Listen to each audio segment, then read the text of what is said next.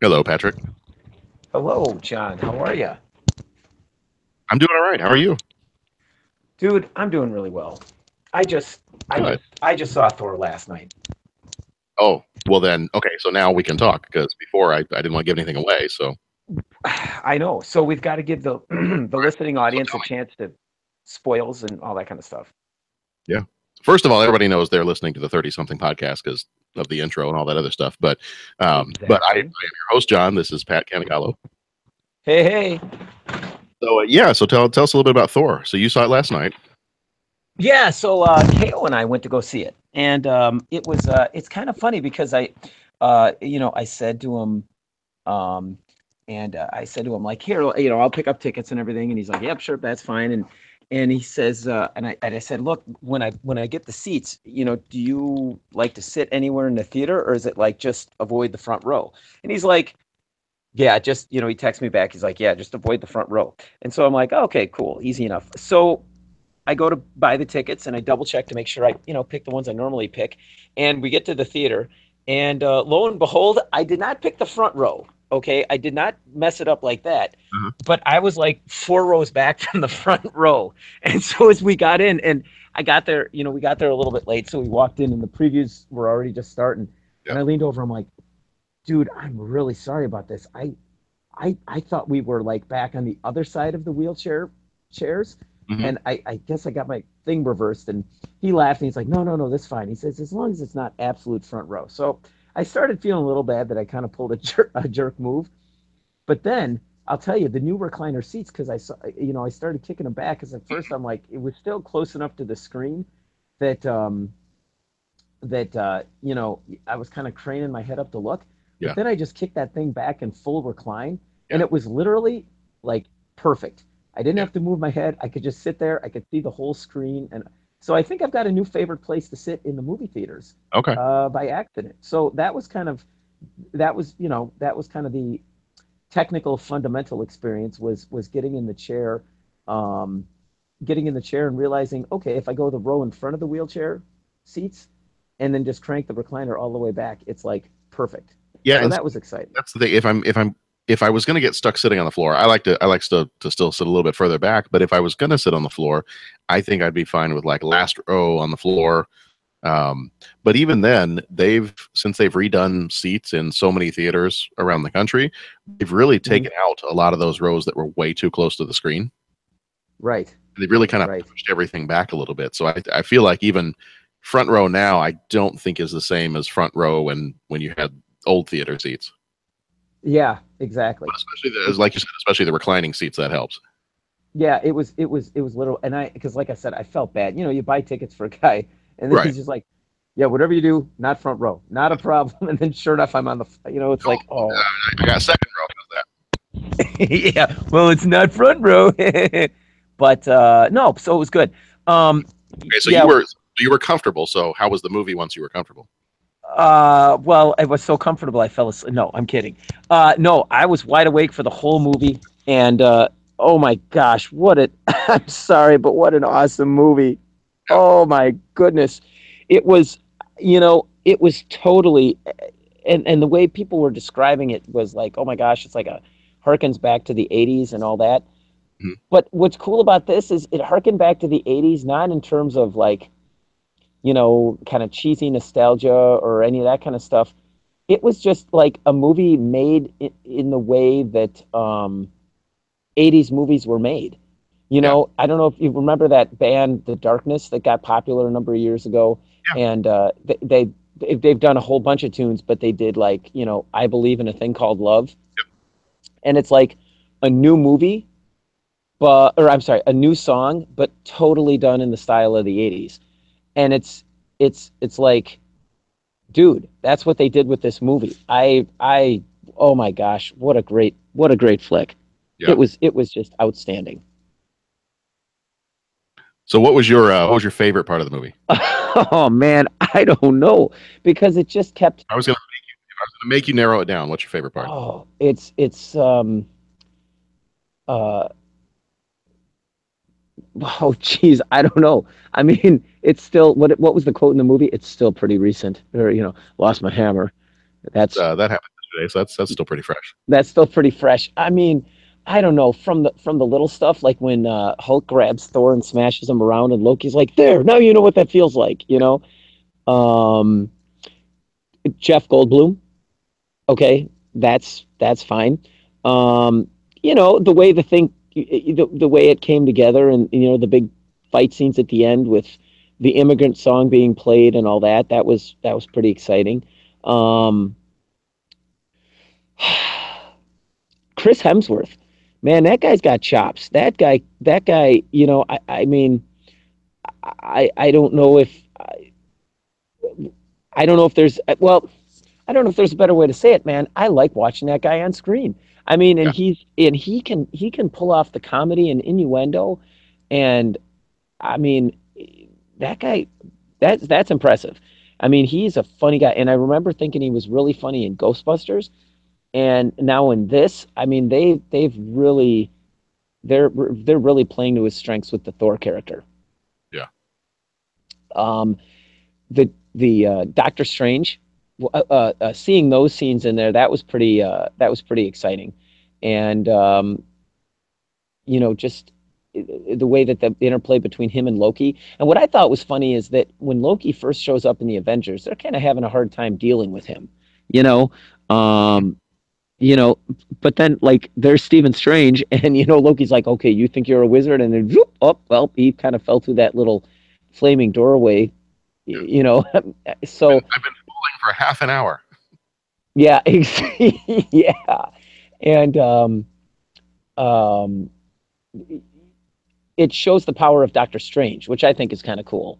Yeah, Um, and I'm going to go full geek out here, but it's like, you know, if you pull a Dungeons and Dragons reference, all the characters that we've kind of seen up to this point have all been like the fighter guys, and so it's like, yeah, I wonder what like a superhero that's like just totally magic and wizard and wizardry and all that kind of stuff. So it was fun seeing that whole thing a little bit more. Um, but I mean, as far as the stuff with Thor, I mean, yeah, the combat sequences were cool. The stuff in the arena was cool.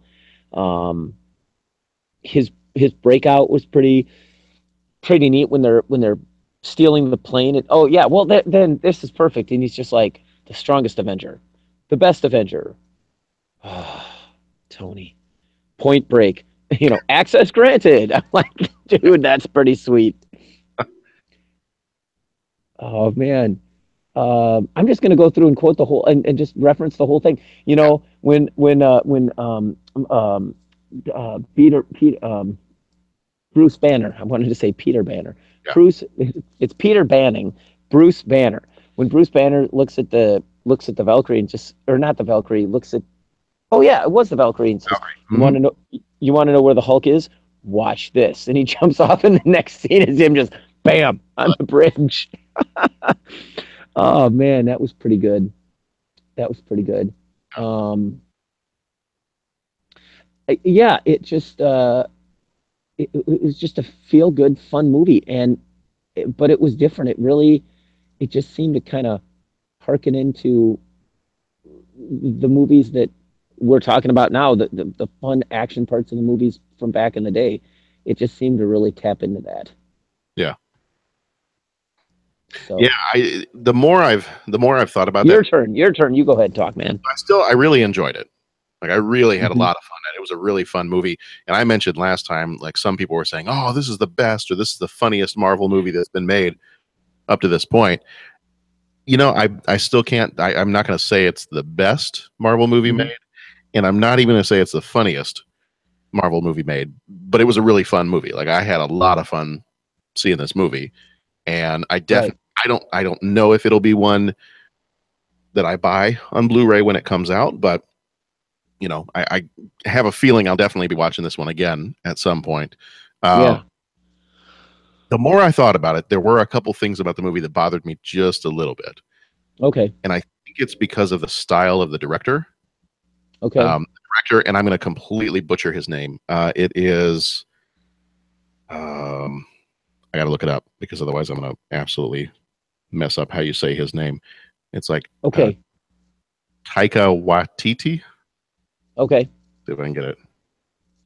Taika the Waititi. He's from New Zealand, Hmm. and that's probably how you say his name, but I probably completely butchered it. Anyway, Right. um, he also directed there was a horror comedy called What We Do in the Shadows. Have you seen or heard of that one? I have not either Okay. heard or seen. Okay. That one's very funny. Um, it's supposed to be these three vampire roommates, Okay. and they are not very good at being vampires. Okay. And the whole thing is just how they go about living as vampires in the modern world, and it takes everything. We've talked before about vampire movies and what the tropes of vampire stories, and it takes every single one of those and makes fun of it. Hmm. And it's done in like a documentary style, so it's a little bit like you're watching The Office or what was that one called that they would do with all the roommates, The Real World. Yeah. Okay. I get you. It's a little bit like you're watching The Real World but with vampires. Okay. And it's really really funny. It might be on Netflix still. It was on Netflix for a while. It might still be on there, but it's really funny. He was in that. He was one of the characters in that, and I think he might have directed that too. But he's primarily he's mostly a comedy director, and Okay. so when I heard he was going to be directing Thor, I'm like, oh yeah, definitely. There's going to be more comedy in this. Hmm. Now, there are a couple of times. The more I thought about the movie, there's a couple of times where they went for comedy, and it didn't really work. Okay. So lay them on me. Let me get the gears turning. Yeah. So in particular, the rest of the Thor movies, and I know this is kind of a different tone from the other Thor movies. The first one was directed by Kenneth Branagh, and you had Okay. more of the what Thor was kind of originally meant to be, like the Norse warrior type thing. Hmm. You had that whole backstory, you had the whole mythology, and it was more serious. And then the second one, a little bit darker, not a great movie, but a little bit darker movie, but still had the same kind of feeling to it. And then this one strays really far into the comedy realm. Hmm. I think the biggest problem that I had, this would be kind of the biggest example of one of the only problem I really had with this movie, was times where they used humor that they probably shouldn't have.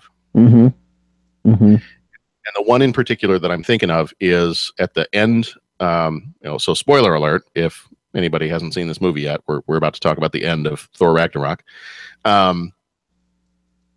1, 2, 3, 4, 5. Okay, that's been enough time. So if you're still listening, this is the end of Thor Ragnarok. At the end of Thor Ragnarok, his sister Hela has started Ragnarok, and it's going to destroy Asgard. And they reach a point where they realize, you know what? Asgard can't really be saved. And then you get that whole thing with Odin saying, Asgard is not a place, it's a people. Hmm. And so then the idea, okay, well, fine, as long as we save the people, then Asgard still lives. My only problem with that is Asgard is a place, and it has all of the, it has the Rainbow Bridge. It's got all of the trophies in Odin's trophy room. It's got all the locations that we think of in these last couple of movies when we've seen Asgard. And Hmm. even if you want to go with Asgard as a people and not a place, that's totally fine. However, when your home explodes, Hmm. that it felt to me like if Princess Leia was watching Alderaan get blown up, because we watched that movie earlier today. Hmm. Felt to me like if you watched Princess Leia watch Alderaan get blown up, and then somebody cracked a joke right after the planet blew up. Okay. It's the same kind of thing. That I forget what that one rock character's name was, but Hmm. he's like, as long as the foundations are still there, it could be rebuilt. And then it explodes. He's like, yeah, nope, can't rebuild that.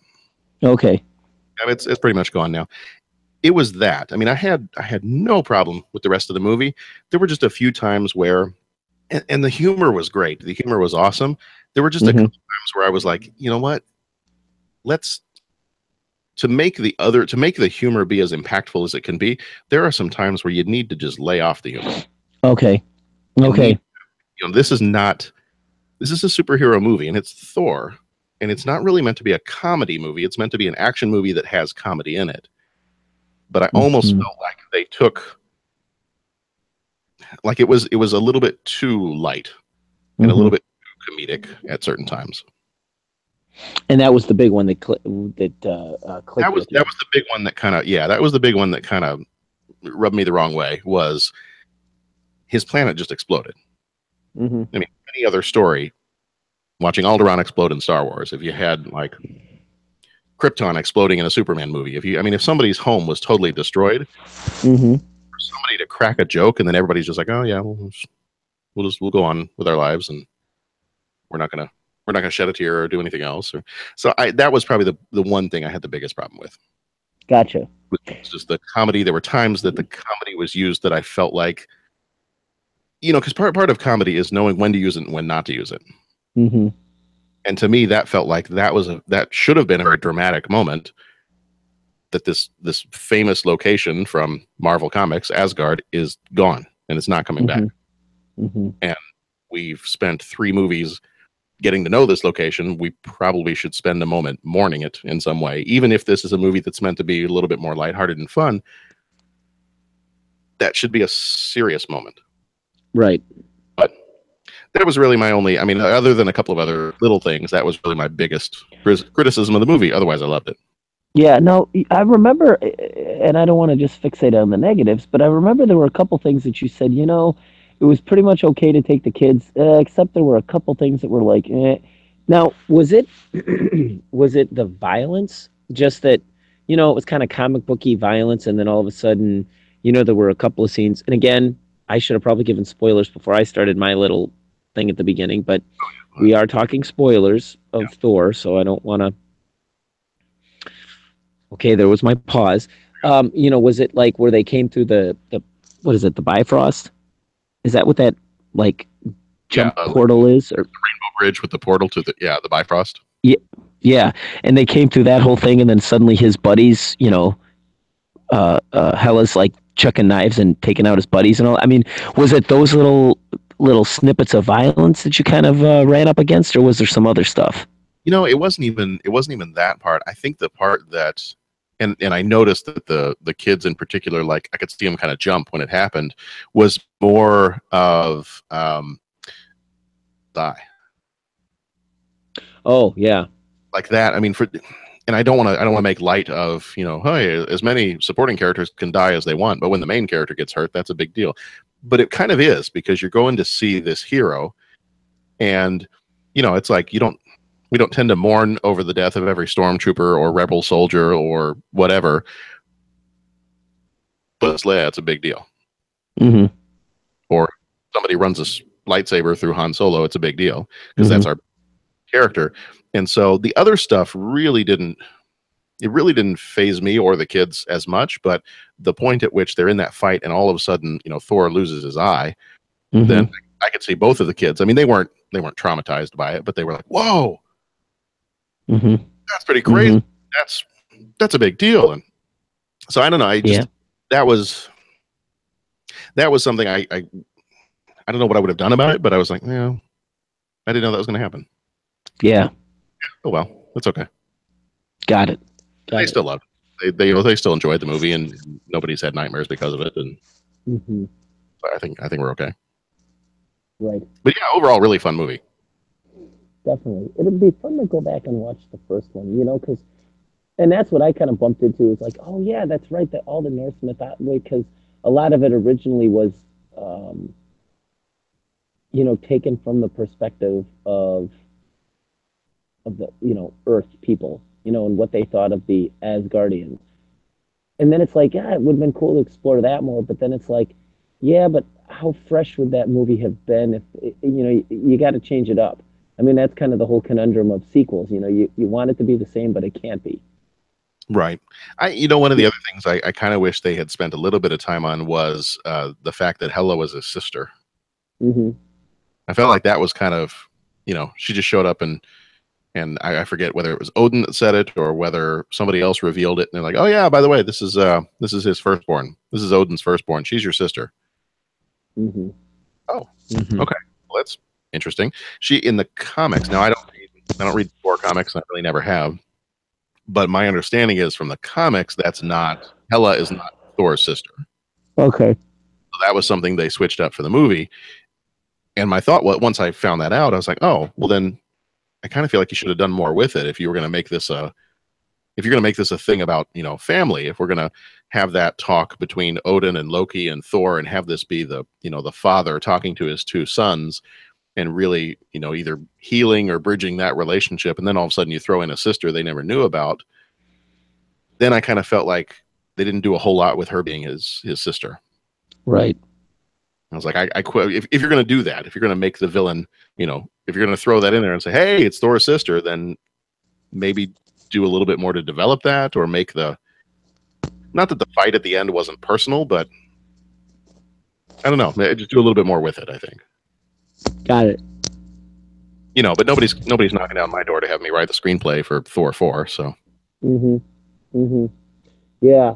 And it's, yeah. So that's interesting, man. It's interesting points, and interesting to hear kind of what you, as Jeff would say, what you bumped on. Now, has Mizuka seen this or not? I don't know. I don't remember if he's seen Thor or not. Okay. Yeah. Now, the one he has seen, should we segue into that? Yeah, let's segue. So, yeah, Thor, fun movie, awesome. I loved it. All right. So we'll segue real quick because we have not seen this next one, but Jeff has. So we'll just go real quick into what Jeff said about it, and then we can get on into our 80s movie that we're doing this time. Sounds good. And so Jeff went to go see Justice League. And we've talked before, and I have said I'm cautiously optimistic about this one. I'm looking forward to seeing all of my favorite characters, because I'm a DC guy. I still love Marvel, but I'm a DC guy at heart. So I've been looking forward to seeing, I've been looking forward to seeing Batman, Superman, and Wonder Woman in a good movie together, and this will be the first one. So you're also going to throw in Flash and Cyborg and Aquaman, and so I'm looking forward to it. But at the same time, I'm been burned a couple of times on some of the DC movies, so cautiously optimistic. Then when I started to look on Twitter the other day, when like the first round of critics had been able to go see the movie, but they couldn't really write about it yet, all people could put up is they could either just say they liked it or they didn't like it, but they couldn't go into detail because they weren't allowed to by the studios just yet. And when I looked on Twitter, it was almost all positive. And I was like, that's a good sign. That's outstanding. I am really glad that it was positive reviews. And then when other people, when they started to be able to, when the studio said, okay, you can release some more details, or you can write your reviews and do your other stuff now, then other people started to come out, and it was almost all negative. Yeah. You're kidding me. Okay. And suddenly you're on a roller coaster. Right. So you're on the roller coaster again. And then I think I saw today that during this first weekend, its opening weekend, it didn't make anywhere near the amount of money its opening weekend that they had hoped it would make. I think they said it made like $96,000 or $96 million. 96,000 would have been horrible. 96 million, which is not, I don't remember what they were hoping it would make, but much more than 96 million. So, so the box office doesn't sound good for it, but I usually, in some of our conversations with Jeff, and Jeff obviously is one of our co-hosts here on the show. Yep. In our conversations, Jeff, I don't always agree with some of Jeff's criticisms of, especially some of the superhero movies.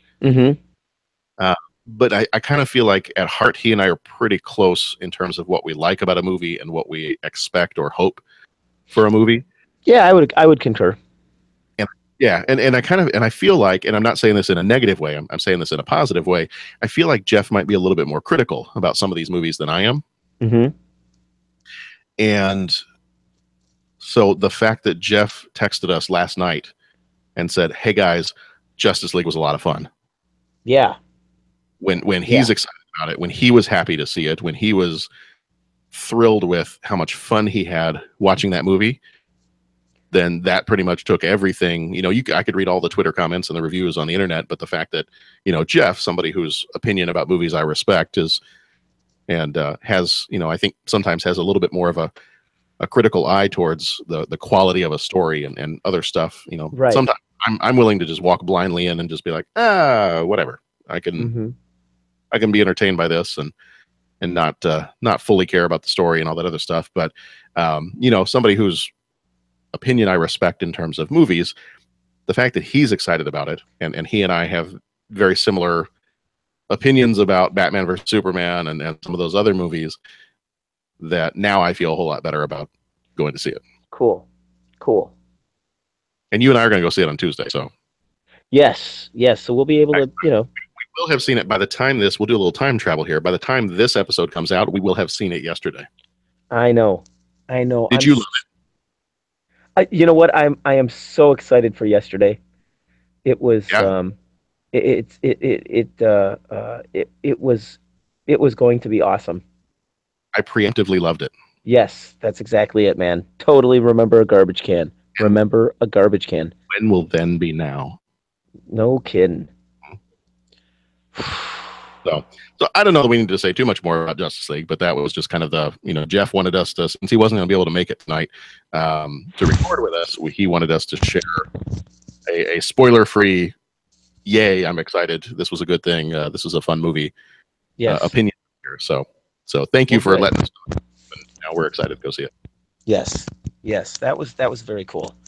Yeah, and it was funny because it was like, I don't know, 10:30 or 11 o'clock at night when all these texts were flying around, and I was texting back and forth with KO, just kind of recapping the movie, and I think he went home and like read some of the IMDb trivia stuff because that's what I was looking for, and so we were texting back and forth about, hey, did you notice this in Thor, and did you notice this, wasn't this cool, and this was awesome, and then all of a sudden I started having this other texting stream from Masuka and you, and that it was like, guys, DC, and he was going off about how awesome that was, and it was just like, dude, this is an exciting time to be us. Yeah. So I am absolutely looking forward to it. Yes. All right. Well, should we jump into Baby Boom? Yeah, man. I think it's time to do Baby Boom. Let's do it.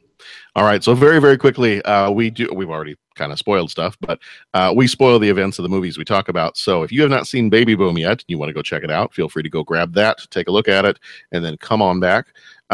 If you have not before, if you're enjoying the show and if you listen to us regularly, please feel free to go over to iTunes and leave us a review. That's one way to let us know how we are doing. If you feel like there's something else you'd like to hear in the show, or if we're doing just fine, then feel free to go ahead and leave us a review on there. We'd really, really appreciate that. Doesn't take very long, and that just is a way for us to know how we're doing and for other people to find out about the show. So yeah.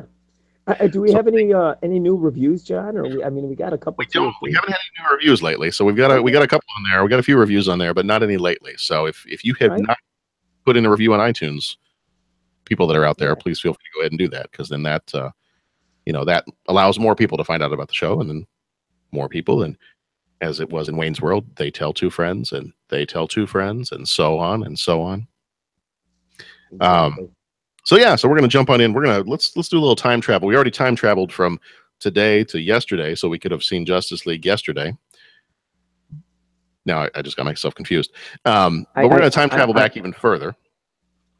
Let's go to 1987. I think 87 is that's the place. We're almost done with 87. Hard to fathom. Oh, weird feeling. But yeah, so this one came out 9th of October, 1987. Baby Boom is the one we're talking about this time. It was rated PG with a runtime of 1 hour, 50 minutes. Directed by Charles Shire, who also did the Father of the Bride movies and Alfie. Produced by Nancy Myers. And so Shire and Myers were actually married to each other while this movie was out. Nancy Myers, who also produced Private Benjamin, the Father of the Bride, and Something's Gotta Give. Writers for this one were Nancy Myers and Charles Shire. She also wrote The Parent Trap, The Intern, and Something's Gotta Give. He also wrote Smokey and the Bandit and Private Benjamin. Cinematography was done by William A. Fraker, who died in 2010. He also did One Flew Over the Cuckoo's Nest, Rosemary's Baby, and Tombstone. He was either the cinematographer, the director of photography, or on the camera crew for those movies. Okay. Music was done by Bill Conti, who also did the Rocky movies, the Karate Kid movies, and Masters of the Universe. Budget for this one was $15 million. Box office was $26 million. Oh, good for them. So yeah, it made its money back. Diane Keaton played J.C. Wyatt. She was in the Godfather movies, Annie Hall, and the Father of the Bride movies. Sam Shepard, who died in 2017, died this year, played Dr. Jeff Cooper. He was in The Right Stuff, Steel Magnolias, and Black Hawk Down. Harold Ramis, who died in 2014, played Stephen Buckner. He was in the Ghostbusters movies, SCTV, and Stripes. The baby, the toddler, Elizabeth Wyatt, was played by Christina Kennedy and Michelle Kennedy, two like 17, 18-month-old twins, played the one baby. The only other thing they were in was the Baby Boom TV series that came out right after this. Sam Wanamaker died in 1993. He played Fritz Curtis, the boss. He was in Superman 4, Private Benjamin, and Raw Deal. James Spader played Ken Ehrenberg. He was in Avengers, Age of Ultron, Stargate, and Boston Legal. Pat Hingle, who died in 2009, played Hughes Larrabee. He was in the Batman movies and The Land Before Time as the narrator. Rotten Tomatoes critics gave this one a 78%. Audience gives it a 62%. Jason McKiernan of filmcritic.com said Keaton is fabulous in roles like this, where she plays the nervous, infectiously spastic, independent woman who has needs, particularly when they are written with equal parts gushy sweetness and savage wit by Nancy Meyers. Cinema Score gave this one a B+. The awards for this one, it was nominated for a Golden Globe for Best Comedy or Musical, and also nominated for a Golden Globe for Best Actress. Okay. All right. Here is I tried to pare this one down. I don't think I can get this one in 30 seconds, but here's the 30-second summary. Ready? Okay. Yellow leather. The anti-Dolly Parton and has no time for romance or leisure since she works 5 to 9 as a management consultant. She also lives with an investment banker, Steven, who's just as busy. Things are about to get even crazier when she somehow inherits a toddler from a dead cousin who's also a terrible parent and will just give their child to any relative they haven't seen in over 30 years. JC tries to put her up for adoption, but realizes she's grown attached to Elizabeth. Steven can't handle this new direction life is taking and leaves JC. She starts having more trouble at work after landing a huge account when taking care of Elizabeth proves to be more than she bargained for. She gets taken off the food chain account and ultimately quits. She moves to the country and apparently uses the same real estate agent from the Money Pit because the house is a disaster. She meets a local veterinarian, Jeff, who becomes her new love interest. She gets the idea to sell all natural baby food she'd been making for Elizabeth. When the food chain wants to buy her product for millions of dollars, she considers, but then realizes making it on her own with her new family is more important. That was more than 30 seconds, but I think that's okay. I think that was hauling pretty good. I think you can get a special exemption. I was doing my best on that one, but all right. Well, here is the trailer, and we will be back in just a moment. Okay.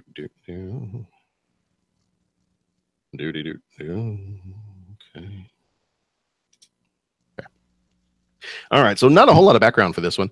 JC in the movie, so Diane Keaton's character JC works at Sloan Curtis Advertising, which is the same firm in the movie What Women Want with Helen Hunt and Mel Gibson. That was also a film directed by the writer of Baby Boom, Nancy Meyers. This was also, I had already mentioned that writer-producer Nancy Meyers and writer-director Charles Shire were married when this film was made and released. And then the last thing I have is just a little comment that this was part of a mini collection of role reversal comedies in the mid to early 1980s.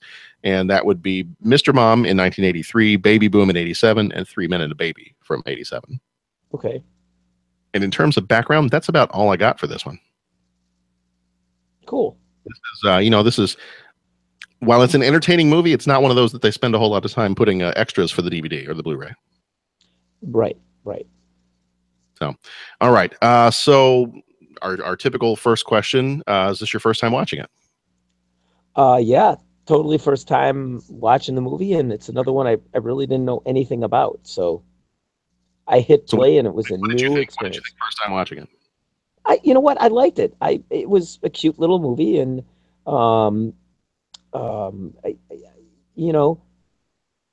definitely not, as we got done talking about Thor Ragnarok, definitely not my go-to genre of movie. But I thought it was pretty cute, and I thought it was interesting to take a look at a main character of a woman that's kind of at the top of her game in corporate America, corporate sales 30 years ago, and then seeing how she deals with, having to take care of a kid and how that fits in with that life and everything like that. And they really didn't explore that very deeply.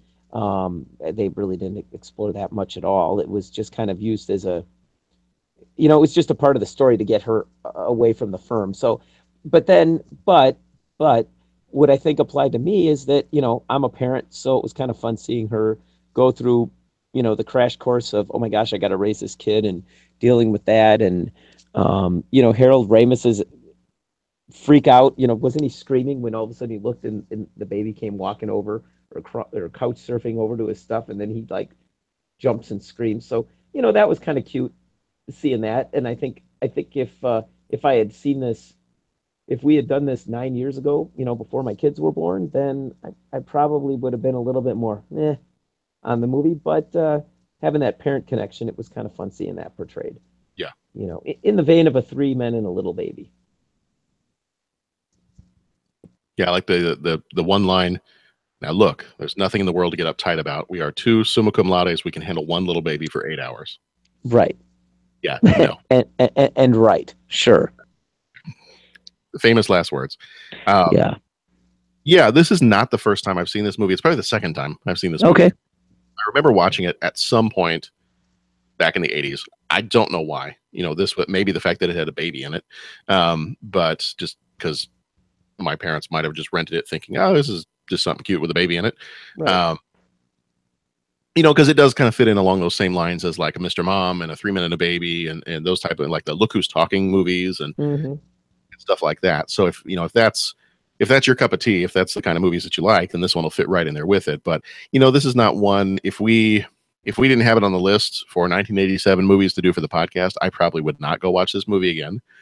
You know, it's like you said, it's entertaining. I think it's only entertaining for the fact that the entertainment meat of this movie is just watching her try to do all the things that we have done or have experienced in some way as parents. Right. And I would imagine as a kid when I saw this movie, what was funny about it was watching the adults freak out over a baby. Right. As an adult watching it, it was just oh yeah, no, you totally shouldn't do that. That's not a good idea. Right. Right. You know, it was just kind of that's yeah, I've done that before. Yeah. And learned it the hard way. It's more of a, you know, it maybe is a little bit less of a, I don't know if it's a little bit less of a comedy, more of a maybe a parenting escapist movie. Yeah. I was kind of just to say, you know, hey, this is a movie. I know it's fiction, so I'm okay to laugh at, you know, mistakes that I have myself made that I probably didn't laugh at the time. But this actually gives me a way to laugh at those type of things in the confines of a fictional movie. Right. Right. But yeah, I don't even know. I don't want to say that I don't like this movie. This movie for me is just, nah. Yeah. Yeah. It's okay. It's entertaining. It's not one I'm going to go back to. It's, if I was going to, and see, the other problem is within this genre of baby movies and like mom or dad type movies from the 80s, if I was going to recommend one, then definitely 3 Men and a Baby and Mr. Mom. Those are definitely going to come before this one. So right. And maybe we're, you know, hitting this from the, I mean, maybe from a female perspective, you know, I don't know, I got to show it to Tammy and see, you know, maybe, you know, because it's from the mom's perspective, you know, maybe, you know, she would like that more. And then me being a guy, maybe that's why, like Mr. Mom, or although that was more of a family movie in reality, that wasn't like, you know, people thrown in trying to raise a baby. That Mr. Mom was a little different, but like 3 Men and a Baby, maybe that was different. And I liked it better because, hey, it had 3 men and, you know, and maybe it was as simple as the gender thing. Right. The story in that one, I think the comedy fired on a little, you know, on a few more cylinders than in this.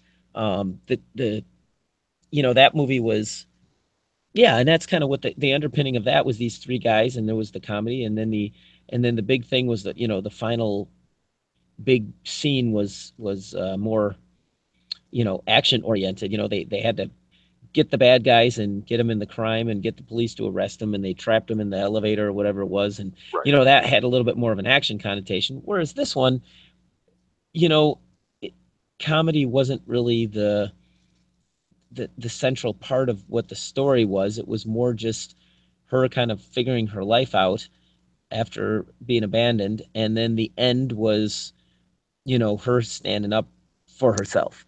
Yeah. Not to say that that's not an empowering message, but for me, I mean, I kind of prefer watching the final scene where the bad guys got guns and we trap them, and you know, Bob's your uncle, and we're all good to go. So I think that's why this one just it maybe just didn't tip the scales as much as those other ones did. Yeah. Well, and I was wondering too. I mean, this is I feel like this whole the role reversal of, and you and I have talked about this before, both on the podcast and off the podcast. You know, the idea of people still thinking that like a dad can't take care of the children, or you know that this I think is a very 80s movie in that way. Yeah. Just like I think in a lot of ways Mr. Mom is the same thing. And I was wondering the other day after watching this again, I was wondering, I wonder what movies today would be able to replicate this kind of movie. Mm-hmm. Like I can't think of any. When I think of like parenting movies today, I think of like you know, you see the movies like the Bad Moms movie. Yeah. There's like the Bad Moms Christmas. There's the what's the other one? What's the one with Will Ferrell? Is it called Stepdads?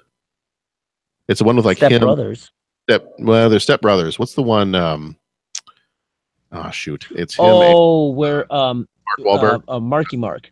Yeah. Yeah. Yeah. I forget what that one's. That one's not. No, Grown Ups is something different. No, I know which one you're talking about, though. You know which one I'm talking about, though. The new one is coming out. It's got John Lithgow and Mel Gibson are the grandfathers. Okay. Yeah, but I was kind of wondering. I'm like, could you remake this movie today? I don't think you could. I don't think you could with the same scenario, because I think in the mid to late 80s, this was still, you know, having the career woman who's also a mother. I think that was still fairly new, or groundbreaking, especially somebody who's more of a kind of a yuppie type character like she's supposed to be. For somebody to be that high powered of an employee, and yet, you know, try to make the time for a family and a child and all that other stuff. I kind of feel like that was a newer concept at that point. Right.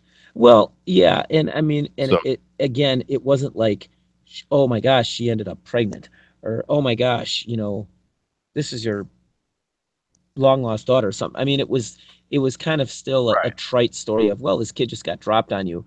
And so, I mean, a lot of it is taken up not with her necessarily trying to figure things out or trying to be, you know, a mother. It was just kind of a lot of the initial stuff was her just being frazzled, like, well, I don't know how to handle this. And it's like, so you're bringing the baby to work, or it's you know, it's getting in the way of your important board meetings and all that. And I just kind of found myself thinking more practically, like, okay, well, if this is going to happen, you know, you just figure a way through, you know, you just get through. Like, and I mean, there's been times, you know, it was the weekend of band contest, right? And I mean, you know, let's just say disease was running rampant through the Canagallo house, and Tammy was in no condition to like get Dominic to school and get him to daycare and all that. So it was like the day of, and you know, band contest, that's kind of a big deal, and you're trying to move kids and get them, you know, and focus on that. And it was like, okay, this is huge. How are we going to do this? And that was a case of Dominic came in with me for jazz band, and you know, sat at my desk, and I was checking on him while I was doing jazz band, while I was doing this, kind of bouncing back and forth. And then we had to go, and it's like, you know, and so I kind of found myself thinking of that as, okay, I'm sure this would happen on a day-to-day where, you know, okay, the baby's eating your notes and all this kind of stuff. But if it really was an important, like, pivotal career meeting, you're going to make sure that you got someone to watch the kid. Yeah. You know what I'm saying? I just, those just seemed a little, not forced, but, you know, a little bit like Hollywoodized, a little bit of embellished to make the movie more entertaining. I fell right into the practical side of, okay, well, how are you going to solve this problem? You know? Yeah. I did like, what was one of the other quotes in the movie? It's like, I can't have a baby. I have a 12:30 lunch meeting. Yeah. Yeah. Exactly. I kind of felt like, I definitely felt like this was a distinctively mid 80s movie. Yeah. That, you know, nowadays the sensibilities are, and I think nowadays you have more. It wouldn't be as much of an issue nowadays because companies are having to accommodate more for families, and you've got a lot of businesses that back in the 80s wouldn't have had like a daycare in the business. Right. But I now was thinking about that. childcare facilities, and they've got feeding rooms for moms that have to work, and stuff like that. I think now we've got so many different accommodations, and companies are more aware of family dynamics and how busy people are, and so I kind of feel like this story is really it's not a story anymore as of 2017. Right.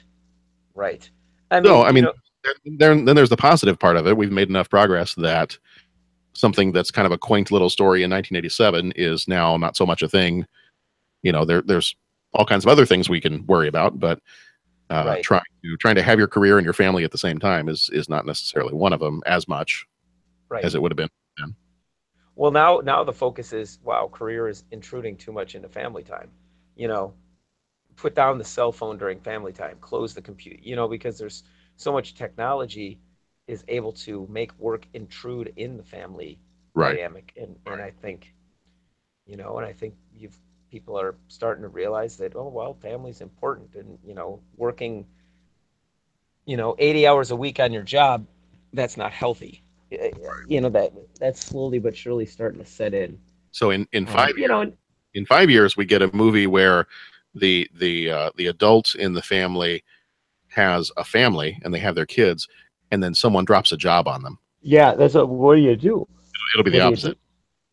Yeah, and like all those guys were like, not one of them was grandfatherly at all. Like each one looked at the baby like, oh my gosh, and I think that maybe you'd see a little bit more movement after 30 years with that. Like one of those old crusty execs might be, oh my gosh, I remember when my kids were or my grandson kids are all blah, blah, blah, blah, blah. Like everyone likes to have the baby back by the lump stage, and wants to take a turn with it and everything. But I'm sure there are people out there that still hold on to that old paradigm of, well, men don't take care of the kids and men don't take care of the babies, and business is a man's world, and so that's a completely foreign concept to them. Yeah. So this one kind of unrelated to the movie, but because I don't know that we have a whole lot more to say about the movie. I mean, we just you know what? Do you have something else? I do, and it's kind of like piggybacking off of that. I was watching the movie and I'm like, oh, okay, well, this is kind of fun and okay, and I liked seeing what the heck was the guy's name? I keep wanting to say Jeff Goldblum because we're talking about Thor, but who is the love interest? Chuck Yeager from The Right Stuff. What was it? Oh, no, Sam Shepard. Sam Shepard. Yeah. It was fun seeing him in this role. I mean, I'm thinking back, I've seen him in The Right Stuff, and I saw him in Black Hawk Down. So seeing him in this role was kind of fun. Yeah. And I thought he did a good job with it. But I was very confused with the movie. And I don't want to say it dragged on, and I don't want to take a knock on it. But I thought Diane Keaton's acting job, I think you mentioned she was nominated for an award. I could totally see that. I really thought she did a great job in this in this film. But listen to me like I'm some acting talent guy. I thought she did she does a great job in all her movies. I can't act worth a darn. But anyways, I thought she did really well in this film. But in the middle, I don't want to say confused, but I'm like, okay, where are we going with this? I mean, at first it's, okay, she's got to function as a single parent, and everyone abandons her. And I mean, Egon Spengler walks out the door, and he was kind of I don't know, I thought that was kind of a jerk move. I'm not signed up for this. Well, okay, so whatever. And, it's kind of dealing with the jerky side of business and everything like that. Then she just picks up and heads off into the country. And it was like, well, oh, okay, are you getting back to your roots? Like that didn't seem to make much sense. It really, like you, it almost seemed like it was two shorter movies crammed together. Exactly. And you took the words right out of my mouth. And it was like then the house. And then you had all those scenes that were like, okay, it's going to cost this much, and the only plumber in town, and that was kind of cute, when he's just like, well, I guess it would be a couple $1,000, and well, I you can't give you an estimate. Okay, we'll just guess, and okay, that was funny, but again, it's just like, well, okay, so is now this is what the movie's about, and then it transfers into, okay, well, that's how she met her love interest and how she rediscovered her roots, or what, and then it was like, okay, well, why did they have that whole piece into the movie? Okay, well, she discovers the baby food and everything like that.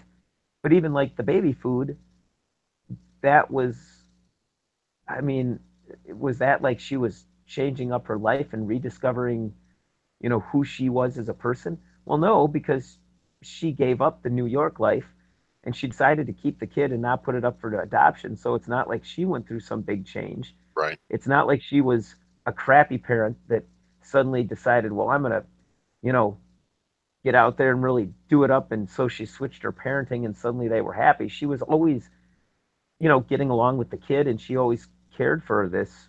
I guess it would be her second cousin or whatever it was. She cared for her adopted daughter pretty darn well. So it was like that whole middle part of the movie was the setup for the baby food, and all that was a setup for her to stand up to you know, the corporate headhunters. Yeah. And so it was like, wow, that was an awful lot of added movie just for a setup, you know? Yeah, I'm glad you brought that up because I had forgotten I was going to say the same thing. Was it really Okay. like it was two shorter movies that got crammed together? Yeah. Just it didn't. It felt like it knew what it was going to be, and then halfway through the movie, it was like, man, now we're going to switch gears here, and now we're going to be a combination, the Money Pit, and every millennial's dream of making food for your baby, and then realizing that could be a business that you could start and sustain yourself, and Yeah. Yeah. which again, the whole idea of her making her own baby food and then starting that as her business, I feel like that's not even a story anymore, because I kind of feel like there's a lot of our friends that have I've got at least 4, 5 people that I know that I'm friends with on Facebook and that I actually know in real life too, who they started some type of an online business because they were making clothes for their own kids. Like they were making their unique clothing, or they were making their own baby bibs, or they were making superhero capes for their kids. Right. And then they decided, I'll just do that as a business. So, I kind of feel like that whole thing, that also would not be a story worth putting into a movie unless there was some kind of a twist to it in 2017, because Yeah. everybody's making their own stuff and trying to start a business with it now. Right. Right. So I think that's one of the things about this movie that, we watch some of these movies and we used to always ask the question, does this movie hold up, 30 years later? And I think maybe as an entertaining look at somebody who's not a parent trying to struggle through parenting, just like Raising Arizona and 3 Men and a Baby and those type of movies, I think it's good for that, and I think that part holds up. But then some of the other stuff in the movie is just like, nowadays that's not so big of a deal. So kind of quaint and cute, but it's not going to push that movie to the top of your watch list. Right. Right. And if you do find those things are still holding up, like businesses not tolerating families, and then they're in the wrong. They're the jerks. It's not that, the worker is, oh, well, what did you expect? You can't expect to have a family in it. But no, if you do find those things, the businesses are the ones that are in the wrong, I think, in terms of the court of public opinion. Yeah. So, yeah, I thought, maybe it could have been an hour and a half movie. We could have gotten rid of about 20 minutes. And I think it would have flowed a lot better. All right, so here's my kind of related follow-up question. All right. Movies that, and I'm trying to think if I want to. Let's confine this to 1987 then. Okay. And I'm gonna give you 5 different options here. Okay. And there might be more. So if you think of another one that's not one of these 5 options, then you tell me. What is your favorite movie from 1987 that prominently features a baby? And I can give you the 5 that I've got here, and then you can, if you want to, if you think of another one, then you could feel free to throw that in there. Okay. We've got Baby Boom. We've got 3 Men and a Baby. We've got Dirty Dancing. We've got Raising Arizona, and we've got Adventures in Babysitting. 3 Men and a Baby.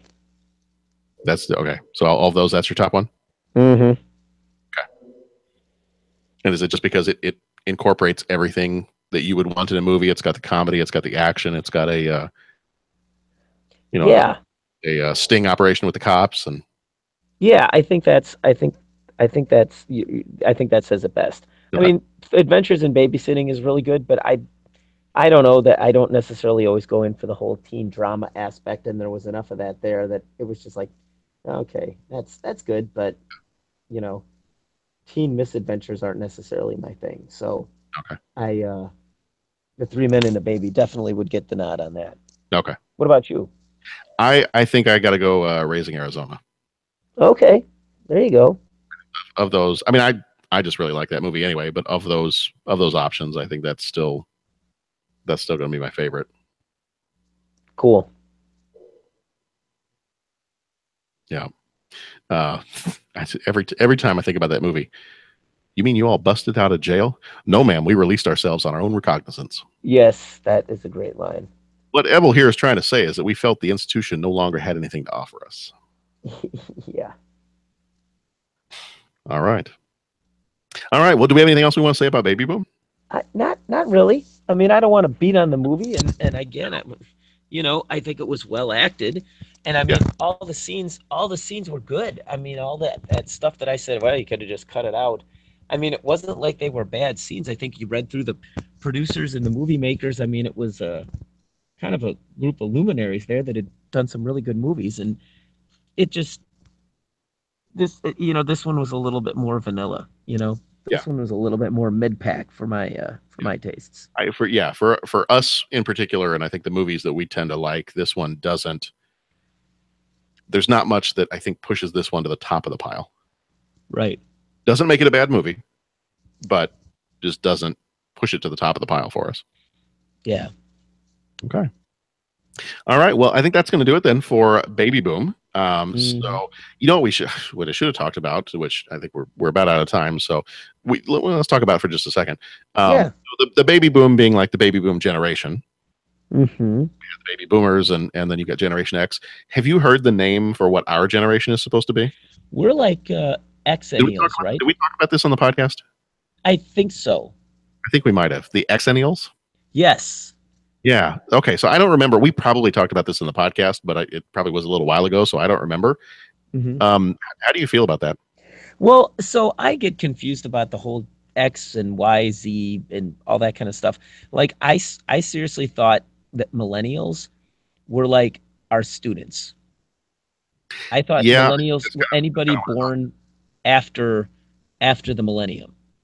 But then it just shows what I know about, classifications of generations and all that kind of stuff, because I heard that that's in fact not the case, but the ones that are like supposed to be we're knocking on the door of being millennials, right? Yeah, apparently, because my sister, who was born in '83, keeps getting labeled as a millennial. Okay. And actually, even Sharon, my wife, who's the same age I am, gets labeled as millennial. And I think sometimes I get labeled as that too, and I'm like, I'm not a right. I really don't for what the characteristics that you label millennials as. Like, I don't really feel like I fit in with that side of things. I mean, I picture millennials as being people like in their 20s, not yet in their 30s, like my brother. I kind of picture his age and younger as being millennials. But yeah, no, apparently we are Xennials. We are in between Generation X and Generation Y, or the millennials. And I've seen a couple of different places where they say what those years are, and I think originally they said it was the generation that was born in between the Star Wars movies. Okay. And they did 1977 and 1983. I could buy that. What was that? Yeah. No, I've seen a couple other places that say like 75 to 85. Yeah, Would you be know, and I'm the- okay if they look back in time and say, okay, now after, these people are in their 30s and approaching 40, some of us sooner than others, but Yeah. you know, but as we approach that, now they're looking back and saying, okay, now we have, we have a little bit more of a sampling as opposed to just randomly saying, okay, well, these years are gonna, it's like naming the decades.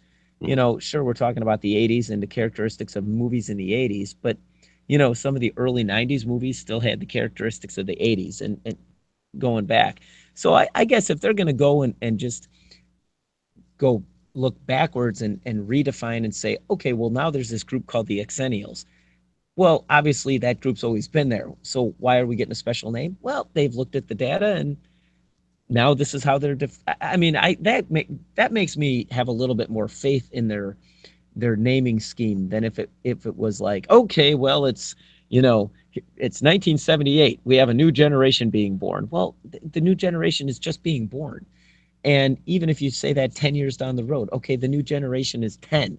I mean, they're kids. I mean, they now that we're 30s and approaching 40 or maybe in the 40s or whatever, now we can look back and say, okay, well, these are the characteristics that make up this generation. And I think I have a little bit more faith in that. So I don't mind about the new Exennial label. Yeah. Also, because when I read, it was like, if you have a Hotmail account and still listen to music on a first generation iPod, you might be an Exennial. And I'm just like, all right, well, check, Pat Canagallo, so.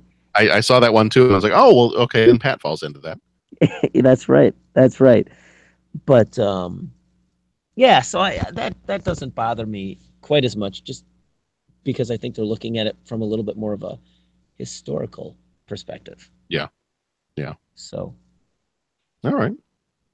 Yeah, I think I'd throw that out there since we're talking about Baby Boom, and that's a name of a generation as well as a name of a movie. All right, so that is going to do it for our discussion of Baby Boom this time around. If you have agreed with what we've said, if you've totally disagreed with what we've said, you just want to reach out and let us know what you're thinking of the show, or if you want to join the conversation about any of these movies we talk about, please feel free to do that. If you want to go over to our website, pretty much everything we've got is going to be 30 podcasts. So 30 and the word podcast. We are 30podcast@gmail.com if you want to email us. If you are maybe older than a millennial and still use email to communicate, feel free to go that way. If you are really old school and you want to just go to a website, which apparently websites are old school, so 30podcast.com. If you are more of a millennial or younger, actually probably just a millennial, you can go to Twitter. We are at 30podcast on Twitter. If you are spanning a few different generations, you can go to facebook.com/30podcast. If you are a millennial or younger, you can go to Instagram. We are on Instagram as 30 Podcasts. So see, I know what all the kids are using. Yeah. And we're everywhere. So I mean, there's no excuse not to listen to our show and interact with us, because we are out there for everyone, young and old. We don't care, ages 4 to 104, whatever you got, whatever you want. Right. Listen to the show. What does it say? Because all the stuff you just said to me, I was like, were you even speaking English? So how does that, That means you're definitely more on the X end of the Exennial. Right. I was the exceptional. Yeah. Now see, I got a little excited when I saw the Exennial that it started with an X, because I was like, now that's my excuse to say that I'm an X-Man. Yeah, exactly. I mean, am I allowed to go around and call our generation X-Men, like the males of the Exennial generation? Are we X-Men? I think we need to be. Can we claim that right now? Yes. I'm claiming it right now. Pat? Done. You, I, Jeff. Dennis is too old, so he's not. Dennis could be our Professor Xavier. He could be Professor Xavier. Already missing the hair. He's already messed up his legs a few times, so it's just a matter of time, probably.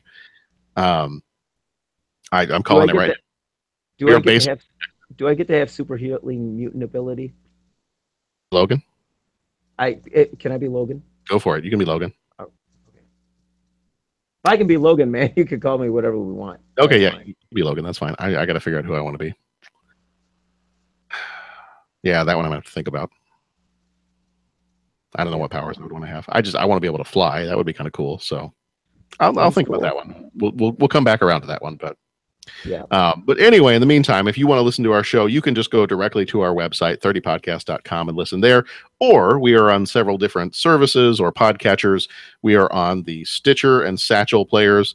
We are on Google Play Podcasts. We are on iTunes. You can subscribe there as well. And again, like I said, you can just go directly to our website and listen on 30podcast.com. So next time, we are going to be talking about Can't Buy Me Love. That's going to kind of finish out our money movies of November, dealing with money and business. And then we are going to finish up the month of November. I'm not quite 100% sure when we're going to record that episode with the Thanksgiving break coming up. But we're going to finish up the month of November with a review of Justice League. And by then, most of us should have seen it. So hopefully we can get Jeff in, and then at least the two of us in, and we'll see if we can grab Bo and Dennis as well, and we'll try to get that in there before the end of November. And then December coming up. So if you want to look ahead to what we're going to be looking at in December and share some of that, some of the conversations with us, we're going to be doing Fatal Attraction. And then hopefully we're going to try to get everybody together and go see The Disaster Artist. Because I think that's going to be a lot of fun. When did that come out? That comes out, I want to say it's like the first week of December. Okay. Maybe like the 7th. Again, it was the week of my birthday, so that's why I'm assuming that's my birthday gift from you, is that you're going to buy my ticket to go see it. We will buy you your ticket, John. But yeah, I think it's the first week of December. Okay. Yeah, so I think that one's going to be kind of fun. But cool. And then we're doing Ernest Goes to Camp, Throw Mama from the Train, and our last one, probably our last one for the year, will be Star Wars: The Last Jedi. So that's what we got coming up over the next few weeks. The next, what is that, 6 or 7 episodes over the next few weeks. That'll take us on in through the end of the year. And if you've got movies from 1988 that you would like to recommend for us, we are currently building our list of movies for next year. I think we've pretty much got January and February already kind of put together, but we are going to be building our list of the 1988 movies. So if you've got something that you would like to hear, that you is one of your favorite movies of 88, let us know in any of those social media platforms. Email us. We also got a voicemail line. I didn't mention the voicemail line, but we've got a voicemail line too, and that number is on our website. But yeah, let us know if there's movies that you're interested in from 88. Let us know, and we'll try to throw that in the rotation. Because we love movies. And then that's just what we do. We do. We love movies. Okay. Okay, so I just to throw this in here before the end, and she'll appreciate getting mentioned on the podcast again. I did get a text message from my lovely wife, who is upstairs and hear me through the basement vents. And the text message was, X-Men, really? You are in the basement next to the fuse box. Maybe one of you maybe one of you could conjure up better digs. So maybe our power could be like to have a better studio to record in.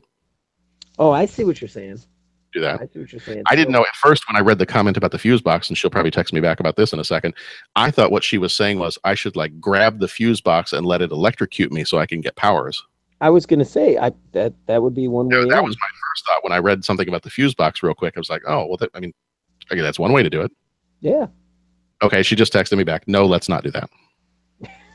You don't want to knock the heat off tonight. No. And I think I need to be holding like some volatile chemicals when I get electrocuted. At least that's what happened on The Flash. So, yep. I don't have any chemicals right now, so I think we'll just shy away from that. And yeah, just kind of let that we'll just go with the name X-Men. Right. Right. Okay. All right. Well, thank you, Pat.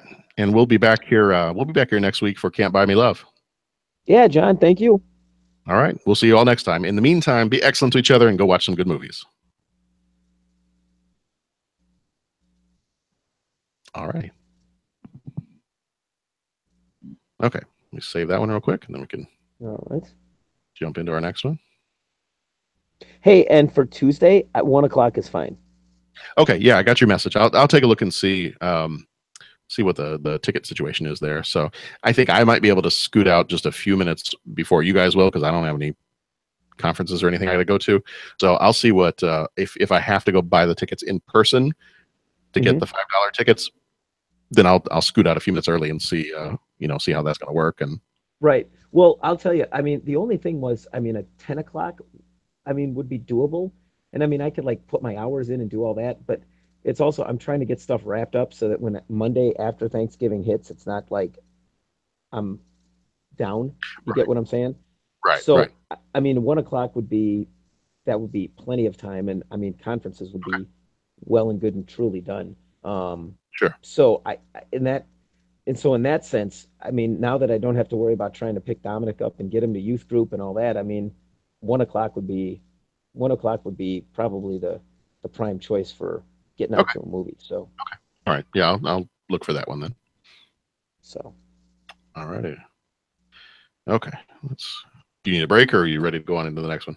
dude, I'm good. I'm ready to go. All right. Let me get us keyed up here. And I'm gonna do the same thing. I won't put in any there won't be any intro music or anything like that, but we'll just go ahead and just Got go it. on. Instead of new movie news for this one, I don't really think we're gonna get around to doing like a here's what happened in 1987 episode before the end of the year. Okay. I thought I might just throw out I had a list of things that happened in 1987. I thought I might just throw out a couple of them and we can comment on them real quick. Let's do it.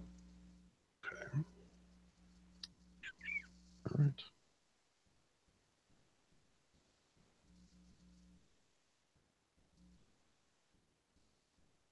And that is right. You are listening to the 30-something movie podcast. I am your host, John Reed. And I've got with me tonight Pat Canigallo. Pat, are you there? Hey, John. You are there. Excellent. All right. So we are, tonight we're going to be talking about Can't Buy Me Love. And we're not talking the Beatles song. We are talking the movie from 1987 starring Patrick Dempsey. But before we get to that, just a couple of things really quickly. We do want to let you know right off the bat here that we do spoil the events of the movies that we talk about. So we might even talk about stuff that's not related to. I mean, usually here at the beginning, we banter a little bit back and forth, but we might give away some stuff. So this is a spoiler-filled movie podcast. Yeah. Just be aware of that as you're listening. We don't want that to make anybody run away screaming, but just so you're aware, we do tend to spoil the events of movies that we talk about, and sometimes we are all over the place in terms of movies that we're talking about. So got it. Be aware of that. We will spoil movies. If you start to hear us mention the name of a movie you haven't seen yet, and you're like, no, don't talk, feel free to go ahead and hit the pause button and right. go back later. That's right. All right. So this time around, I don't know that I have a whole lot of new movie news to share with everybody. And we've got a whole bunch of movies that are coming up in the next couple of weeks or so. We've got the Disaster Artist we're going to be going to see. And then we've got The Last Jedi coming out later on in just like a couple of weeks or so from the time that this episode is airing. So we got a lot of stuff coming out, but I think we're kind of in that time now where the new movie news is kind of, it's maybe on the quiet front because they don't want to be giving away anything that's going to be happening in these movies that are coming out right here just in the next couple of weeks or so. So we're a little quiet on the new movie news front. And I know as soon as I say that, and as soon as I edit this episode together, something huge is going to come out. Too bad. So, but the one thing I did want to do is I wasn't 100% sure that we were going to get a chance to do a 1987 year in review episode. I was kind of thinking about, maybe we could try to do that before the end of the year. I'm not 100% sure, given our schedules and everything, that we're going to get around to that. So what I thought was this time around, and next year, I'd like to kind of throw some of these in, like, so we do a little bit every episode. So we can like throw in some stuff from 1988, in each of our episodes that we do, maybe mention one or two things here or there and just kind of comment on it. But this time around for our new movie news section, I was going to kind of preempt that and just mention some of the stuff that happened in 87. So if anybody else wants to, chime in before we reach the end of the year here and comment on any of this, feel free to do it. But so I'm just going to run down a list of some stuff from 87 and Pat, feel free to comment as you feel led, and we'll go from there. Got it. So I got a couple things here. 1987 in comic books. So we had 86 in comics was actually a pretty big year last year, and we actually had a couple of episodes, 2 or 3 episodes last year that we talked about comic books from 1986, because you had the big Superman Man of Steel miniseries, you had the Watchmen series, you had a lot of like the Dark Knight, the Batman stuff that's kind of shaped Batman for the last 30 years. So comic books in 1987, you actually had 2 pretty big events happening. Peter Parker, Spider-Man. Okay. That's a spoiler for anybody that doesn't know Peter Parker is Spider-Man. Okay. In 1987, that's when Peter Parker actually married his girlfriend, Mary Jane. Oh, well, that's cool. So, and they were married for a good long time in the comics. And I don't read Marvel comics as much anymore. I used to, but I believe within the last few years, they made a change to the comic book continuity and they are no longer married. Okay. But maybe they've gone back to being married again. I don't know. Things have been changing over the last few years, and I have not kept up with a lot of the more recent Marvel comics. So apparently that was undone a few years ago. Not sure if it was redone. It was undone. So they may or may not still be married. The other thing from 87 in comics was the comic book Batman Year One. Have you ever read Batman Year One? I feel like I should. Shoot me the events. What happens in Batman Year One? Yeah, it's basically the story of Batman's first year. And it was done by, Frank Miller did The Dark Knight Returns, which is a very dark take on the future of Batman when he's kind of old and should be in retirement, and he's going to kill himself if he keeps going this way. And is that like when he's got like the Bat Patrol and he has like the armored suit and he gets into the fight with Superman, or is that a different? When he's got he beats up on all the mutants, and he's got the female Robin with him. Right. Carrie, I think was her name. Okay. But yeah, he's got the female Robin, and he's a much older man, and he's the Gotham is kind of being taken over by this gang of mutants, and he has the fight with Superman at the end, and yeah. So that's Dark Knight Returns. So Dark Knight Returns was 1986, and that was Frank Miller and kind of his big take on this is Batman in his later years, like Batman when he probably should be retired and he probably should be giving everything up. Mm-hmm. Batman Year One was in I think it was 4 episodes in the Batman comic book in 1987, and it was meant to be going back and retelling Batman's first year. Okay. So it's Batman brand new, like just as he's putting on the costume, even before he puts on the costume, his attempts at being a crime fighter before he comes up with the idea for being Batman. And then it also kind of tells the story. It's a little bit, it's almost like a half Batman story and a half James Gordon story, because it's supposed to commissioner. Well, he's not commissioner. He's just a police officer at that point.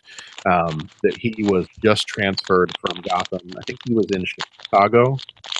Okay. And he was transferred to Gotham.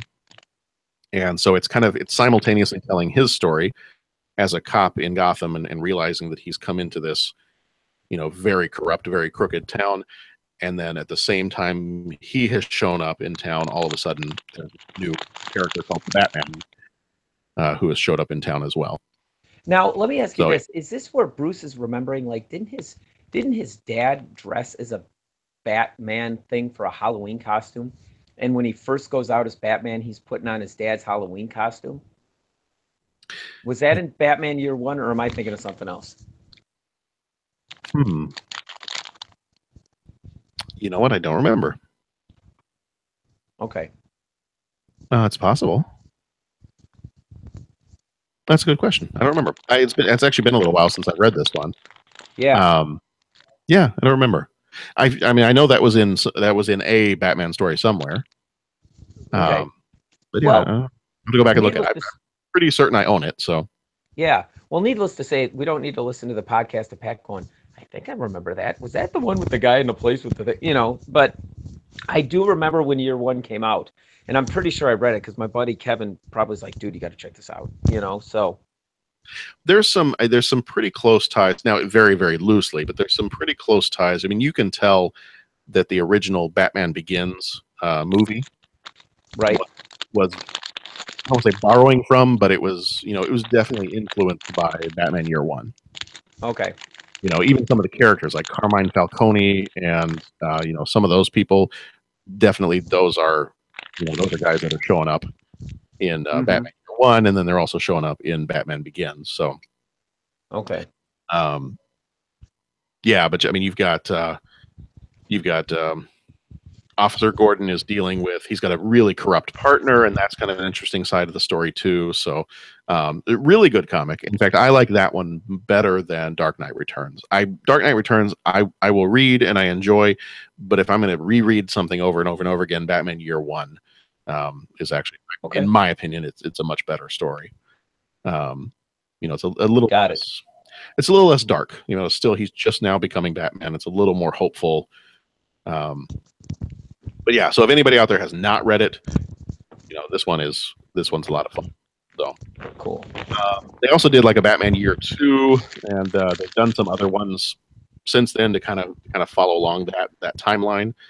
But just kind of fun to see, because sometimes we get Batman stories, particularly in the comics, where Batman is just this amazing character that can never do anything wrong, and he's always got a solution for every problem that could possibly come along. Something's in his belt. It's what the old TV show used to joke about was, oh, you got a shark? Well, let's grab me the bat shark repellent. So sometimes that's the image you get of Batman. But in this story, he's just starting out. He makes several mistakes that should probably get him killed. And it's almost through. Some of it is through skill, but some of it is just through like dumb luck, and some of it is through having, James Gordon there with him as a partner. That's the only reason Batman lives through certain things that happen in this comic. So, it was just kind of fun to see a take on that, like to see the early year of him becoming what would ultimately be the Batman. Cool. They did an animated version of this too. Let's see. It was 2011. Yeah, 2011. Bryan Cranston from Breaking Bad played James Gordon. Okay. And a whole bunch of other, more famous actors played some of the voices in it. But I remember watching the animated movie too, and it was pretty good. So, if you've read the comic, go check out the animated movie. If you don't have time to read the comic, go check out the animated movie. If you've got time to read the comic because it's really good. Cool. So that was 87. Was the Batman Year One came out. I've got a couple things in here. 87 in TV. As of 1987, Price is Right became the longest running daytime game show in history. Oh, jeez. The Price is Right. And actually, it's funny that should come up as something we're mentioning right now. One of the actors in this movie, in Buy Me Love, I think is still the current from 2010 to 2017 is the announcer for The Price is Right. Really? Yeah. I think it was the guy that played Cindy's boyfriend Bobby. Okay. I think he's the current. If I'm thinking of the right person, I think he's the current announcer for, and has been for the last 7 years, of Price is Right. Got it. Let's see. Fox debuts the TV show Married with Children. Okay. And the Tracy Ullman Show. All right. I'm not as familiar with that one. That means that by default, 1987 is also the first year that The Simpsons came out, because they were originally that little short cartoon in between commercials on the Tracy Ullman Show. Oh my gosh. 87 for The Simpsons? Yeah. Where has the time gone? So another one, 87 in TV, Dick Clark's American Bandstand was broadcast for the last time in 1987. Let's see, the beginning of September was broadcast for the last time. American Bandstand had run 2,751 episodes. Jeez. And they mentioned American Bandstand in this movie too. So see, there's a lot of tie-in here. Yeah, it's a good bit. Here's some 1987 TV debuts. So these are TV shows that started in 1987. Did you ever watch Unsolved Mysteries? Oh yeah, I remember Unsolved Mysteries with that TV show terrified me. Oh yeah, the creepy music, and you're waiting for some. Well, yeah, you're waiting for some psychopath to come jumping out of your bushes. Well, and they would do, and those I could handle, like when it was a story of like a serial killer or something like that. Apparently as a child I could handle the murder mysteries. But then they would go into the ones that's like it's a ghost haunting a house, and I was like, okay, nope, not watching this one. Yeah, I turned that one off. They would do like the ghosts and the alien abductions, and I was like, nope, yep, I'm done. Yep. Yep. Anyway, so even now, if I hear that music, even now, it just I get chills. Yeah, no kidding. And Ultra Magnus hosted that, right? Yeah. Cool. He'd be Yeah. walking around in a trench coat. Mm-hmm. Yeah. Yeah, man, that'd scare the Jesus out of you. I know. Let's see. Also, Max Headroom. You remember Max Headroom? I remember Max Headroom. Max Headroom debuted in 1987. The TV show. Now, I really didn't watch this one very much. I did on occasion, but 21 Jump Street. Did you ever watch that one? I knew of it. I Okay. never really watched it. Yeah, early type stuff. Let's see. There was My Two Dads. There was Full House. Okay. There was the Beauty and the Beast TV show. Did you ever watch that one? No. I remember watching that one here and there. It was, Ron Perlman played the Beast, and Linda Hamilton played Beauty. Oh, jeez. And it was like it was set in Yes. modern times, and like he lived out in Yes. sewers, and yeah. Nope. I do remember the Beauty and the Beast show. I maybe watched 3 minutes of it, but I do remember it. I remember watching it every once in a while, like not sticking with, not watching it religiously, but just every once in a while. I remember catching an episode here and there. Yeah. Let's see what else. Oh, another one that actually has just come back this year, and my kids have been watching it on the Disney XD channel. Is DuckTales, started in '86. DuckTales. Hmm. Yeah. So I was very excited to wake up the other morning and hear my daughter singing the song, which they're still using the same. Is it new DuckTales? Is it redone, or are they watching the original? No, it's redone. Okay. Yes. What do you think? Jason was kind of iffy on it. He wasn't a big fan of the redo. On the new one? Yeah. Yeah, I think it's fun. You think it's good? All right, cool. I watched a few episodes with him. It's fun. I mean, you know, we're always going to love the one. It'd be like if they brought out a new He-Man cartoon. Right. You know, there was a new He-Man cartoon a few years ago, and I watched a few episodes of it with John Ezra when he was little, and I was like, you know what? This is actually pretty cool. Do I like it better than old He-Man? No. Okay. But I'm fine with it. I mean, it's, you know, more is better. Okay, I get you. I get you. Yeah. But yeah, no, it's pretty good. So I mean, if you I don't know if your kids like the Disney characters, or if you think they would like the DuckTales type stories of, like, you know, adventures and mysteries and things like that, then might be a good one to check out. Cool. Let's see. I already mentioned the My Two Dads and the Full House. 30 something, you know, the names, I guess the namesake of our podcast. Never watched it because obviously I was 7 and I didn't care about 30 somethings at that time. Yeah, I remember that name. Yeah.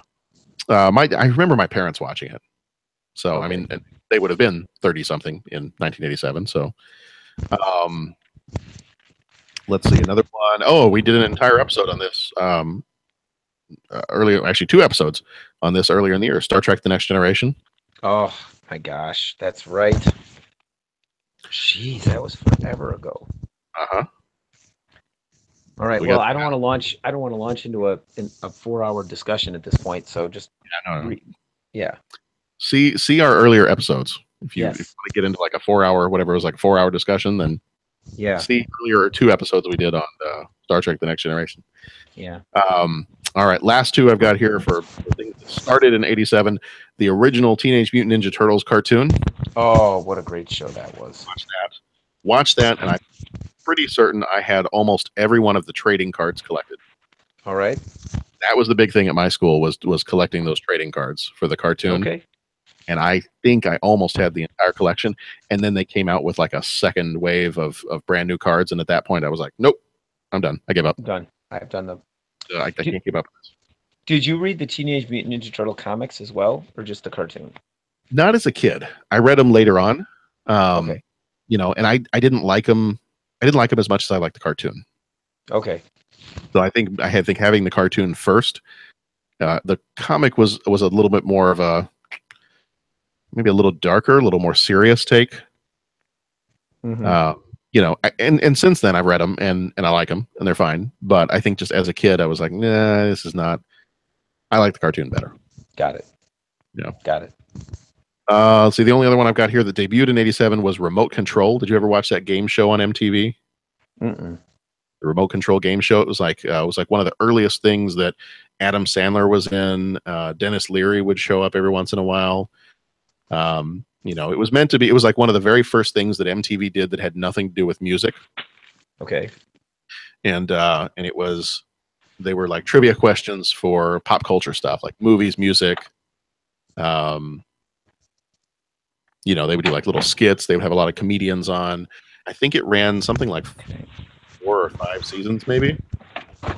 Okay. Yeah, it was like 4 or 5 seasons, I think. But yeah, I remember watching that. I remember seeing Adam Sandler. Can't talk. Adam Sandler on there, like one of the first things he did. All right, so let's do. I've got a few other things from '87, but I'm going to leave those for another episode. We'll go ahead and jump on into our talk here on Can't Buy Me Love. All right, and we'll see. We'll see what you thought of this movie, because I know this is not necessarily your style of movie, and I got my own opinions on this one. So yeah, we'll right. We'll talk. We'll see what's going on here. All right, so this one is Can't Buy Me Love.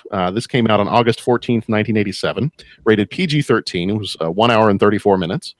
Directed by Steve Rash. He did The Buddy Holly Story and Son-in-Law. Did Natural Born Killers and Bull Durham.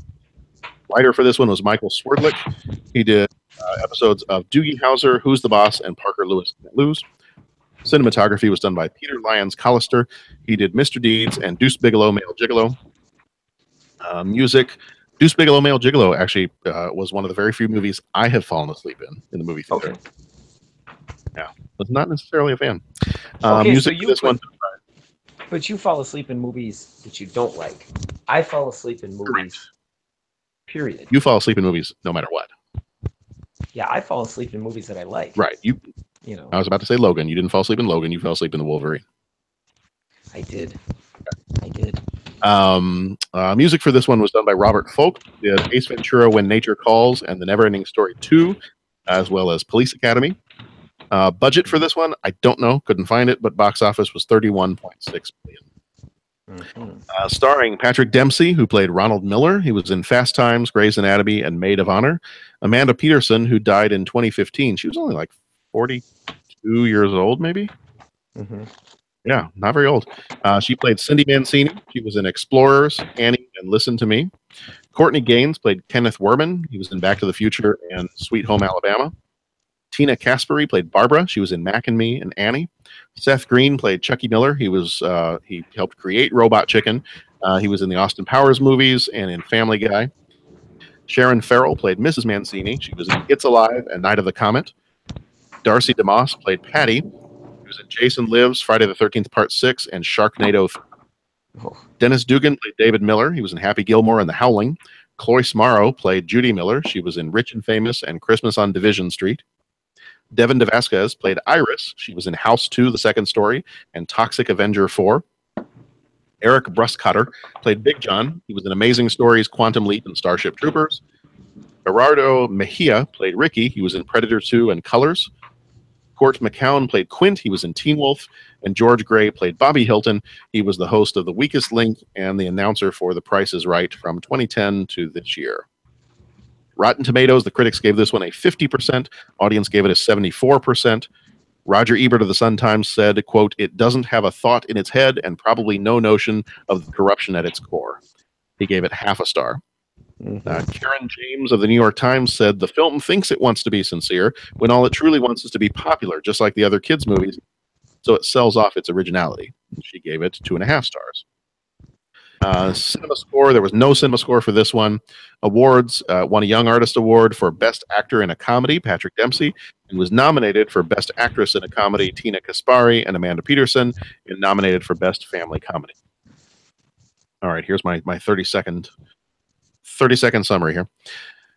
Ronald Miller is a nerd who works hard and plays poker with his nerdy friends. He saved up money to buy a $1,000 telescope, but decides to use it for the high school version of prostitution when he notices that way out of his league, Cindy Mancini needs $1,000 to help replace a shirt she never should have borrowed from her mother. She agrees to rent herself out to Ronnie and turns him into a popular kid.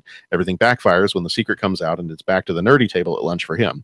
Finally, he defends a fellow nerd being threatened by a jock, mends all the wounds between high school cliques, and rides off into the sunset with Cindy on his riding lawnmower. There we go. Here is the trailer audio, and we will be back in just a moment. Okay, so if it wasn't abundantly clear by some of the dance routines that were in the movie, Paula Abdul did the choreography for this movie. She also did choreography for some of the other movies that we've seen or will be seeing: The Running Man, Big, and Coming to America. So here was one that I thought was kind of interesting. Patrick Dempsey, obviously the main actor in the movie, was 20 years old when they made this movie. Amanda Peterson was only 15 years old when they made this movie, Mm-hmm. which is a little strange because normally you get actors playing parts that they're much older than the part that they're playing. Mm-hmm. Usually tends to be that you have if Michael J. Fox is playing a a high school junior or senior, he's probably 25 years old, or Right. sometimes. Well, I think of like the actor who I used to watch Smallville, and the actor who played Clark Kent Mm-hmm. was playing a high school freshman, and he was really 25 years old. Right. So you usually think of actors going the other way, but apparently she was 15 playing a high school senior, and he was 20 playing a high school senior. I figured you would appreciate this one. Patrick Dempsey is a car collector and a race driver. And apparently, just like his character who was saving up for a telescope, he used all of his pay from this movie to buy his first car, a 1963 Porsche 356 convertible. Well, at least he has good taste. I know he does. There you go. He's got this documentary running, I think, on because he entered a car at Le Mans. I don't know, but yeah, I know I know he does race. Okay. I did not know that about him. Let's see. The original title for this movie was Boy Rents Girl. Does that sound awkward? Let's see. The airplane. Oh, one of the cool parts of the movie that I thought was that airplane graveyard. Yeah, that was really cool. So apparently that's outside of, I don't know if it's still there, but it's outside of Tucson, Arizona. It is right outside of Davis-Monthan Air Force Base in Tucson, Arizona. Mm-hmm. And this movie was remade in 2003 as a movie called Love Don't Cost a Thing. So that's the background I got for this one. So let's just jump right on into it. Is this the first time you've seen this one? Yes. Okay. All right. And what are your initial reactions? Okay. Oh, okay. I can kind of tell where. Yeah, so I just don't want to be the broken record, and I feel really bad doing it because I think that like the last couple of months, well, no, because I mean I talked about Wall Street and that I just don't think this is my kind of movie, and I realized that within the first 4 or 5 minutes, I'm just like, okay, yeah, this is gonna be. You're not a fan of the angsty teen movies. No, I never, not when I was a teenager, not now. I was going to ask, were you ever an angsty teen? I guess. I don't know. Jeez. I mean, it was, there was awkward stuff. There was fun stuff. There was, I don't know. I don't know how to, I don't know. But here's the thing, though. So I got through the movie, and then I remember talking to you and coming to you and just saying, John, I feel really bad. This podcast, I'm just going to be like, dude, this isn't my movie. And you're like, okay, well, you got to think of it then. We got to, break you out of just doing this. What would you do differently? And so I've really been thinking about the movie. And I want to say that, okay, there was a lot of really cool things in it. There was a lot of potential. There was a lot of really good ideas. I mean, I like the idea of, this guy trying to work his way into the cool kids. And I think that, the way that he went about it was kind of like lame brain Hollywood stuff.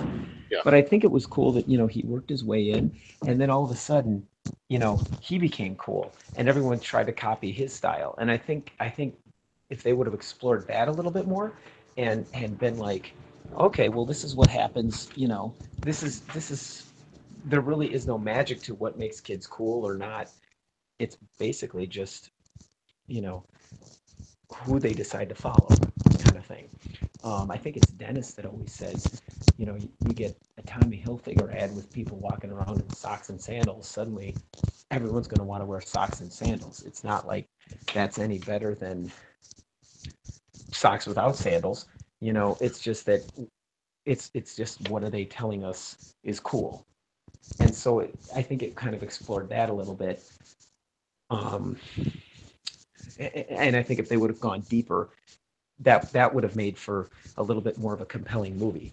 Like, he watches you know, the exchange student hour or whatever that show was, and picks up the dance, and then suddenly sells it, and everyone thinks that's pretty cool. He's all embarrassed about the family station wagon, and then the guys are like, "Well, I don't know. I think this could be pretty cool." So I thought that was neat. Um, I thought it was cool when at the end, and he's standing up for his buddy, he gets in that guy's face and he just says, "You know, in sixth grade, we were all friends. I mean, you got injured and we carried you to the hospital and you were crying. So what changed? How come all of a sudden we're just not cool enough anymore?" And I think, like, if they would have explored that a little bit more, okay, that's a compelling thought. I mean, let's get to the core of, that whole cool thing that you get in junior high and high school and all that. I mean, let's explore that a little bit more. Yeah. But they didn't. And then so I kind of see where, was it Siskel that said this movie is trying to be popular or something, or was that Ebert? Which guy? No, that was one of the. a different critic. Oh, that was okay. Well, James from the New York Times. Okay, but yeah, I get what he's saying, because it did it. There were two ideas that I found really compelling, and like, okay, that would have been cool if they would have explored that angle, but they didn't. And then I thought it was cool that she ends up falling for him. And I thought, okay, well, even if we're not, okay, maybe this movie's going to be a lighter kind of popcorn Friday night flick. Okay, I can't expect it to get into the social depth of, like, a Breakfast Club or something like that. So, okay, here's these cool. The girl starts falling for him. They staged that breakup, and he gets into it, and she's just like, wow, this kind of sucked. Okay, they try to go their ways, but then she tries to be friends with him again. Hey, let's go back to the plain graveyard. I've got a new poem. I've got this. I've got that. I've got the other thing. And he's not even picking up on that. And it was just like, really? You're going to write it that way, that he just doesn't notice? And he's so caught up in the popularity. And then he's like an absolute jerk to his buddies. Like, okay, well, I can understand that. Okay, finally he's part of the clique, and then he forgets about his friends. I mean, I could see that happening in real life.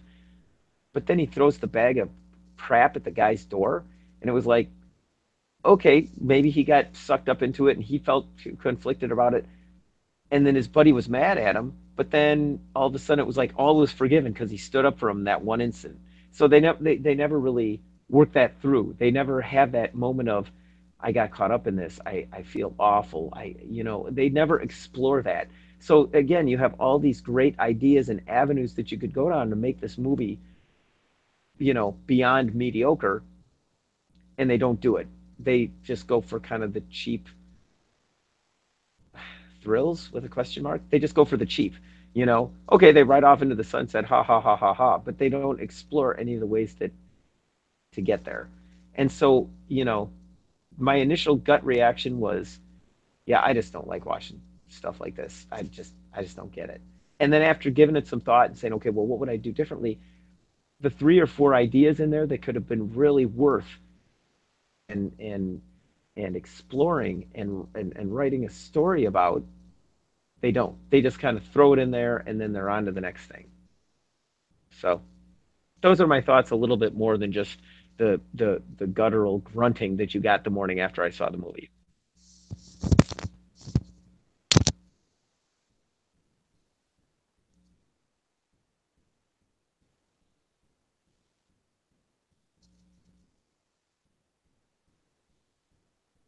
Hello?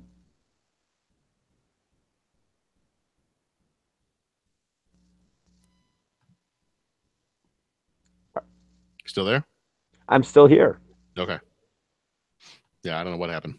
My computer just, everything all of a sudden switched off. So. Oh. Are you back now? Are you good? I am back now. So I'm gonna really hope that everything we've already recorded is still there. Okay. It is not on my computer, but the Google Hangout. Did it ever log you out of the Google Hangout? I no, I was here. I was here by myself. Okay, all right. Well, that should be okay then, because the Google Hangout, that's kind of our backup, because Okay, it records all that for us. So if anything ever happens to the audio on the computer, then I should be able to go back and got it. use the Google Got it. Hangout audio. I've been here falling for like 30 minutes. Yeah. All right, let me try. Like 30 minutes.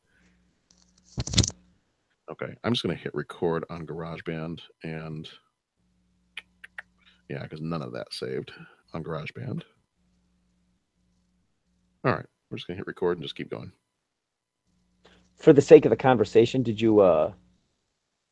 I complete my thought, or should I like wrap it up, or No, you're starting to cut out a little bit. I can't hear you.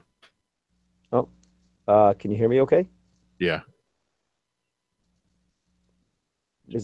Are you good? Are you reading me 5x5? 5x5, yeah. All right, good. Okay. So for I the think we're sake, okay, so Okay, for let the me- sake of, okay. Okay, go ahead. So I was just going to say, I know, so does that kind of go coherent just beyond me, like the morning after seeing the movie, just going, I think I've had time to kind of clarify my thoughts a little bit. Mm-hmm. Yeah. So, Yeah, in this movie, I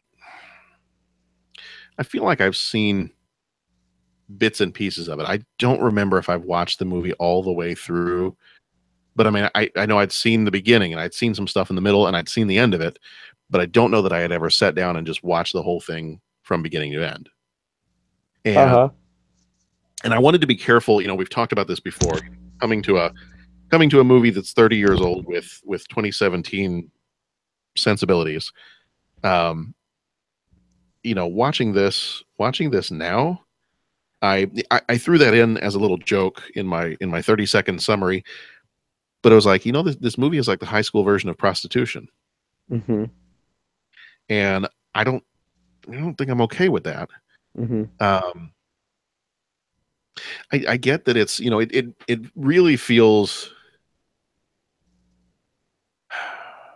a little bit like a John Hughes movie if John Hughes was just John Hughes but less quality. So one of Yeah. those like teen movies it's trying to be like a John Hughes type movie. It's trying to be a some kind of wonderful or something like that, but it just doesn't do it. Mm-hmm. And the whole idea, maybe, well, it probably didn't bother anybody, but it probably didn't bother anybody in the 80s.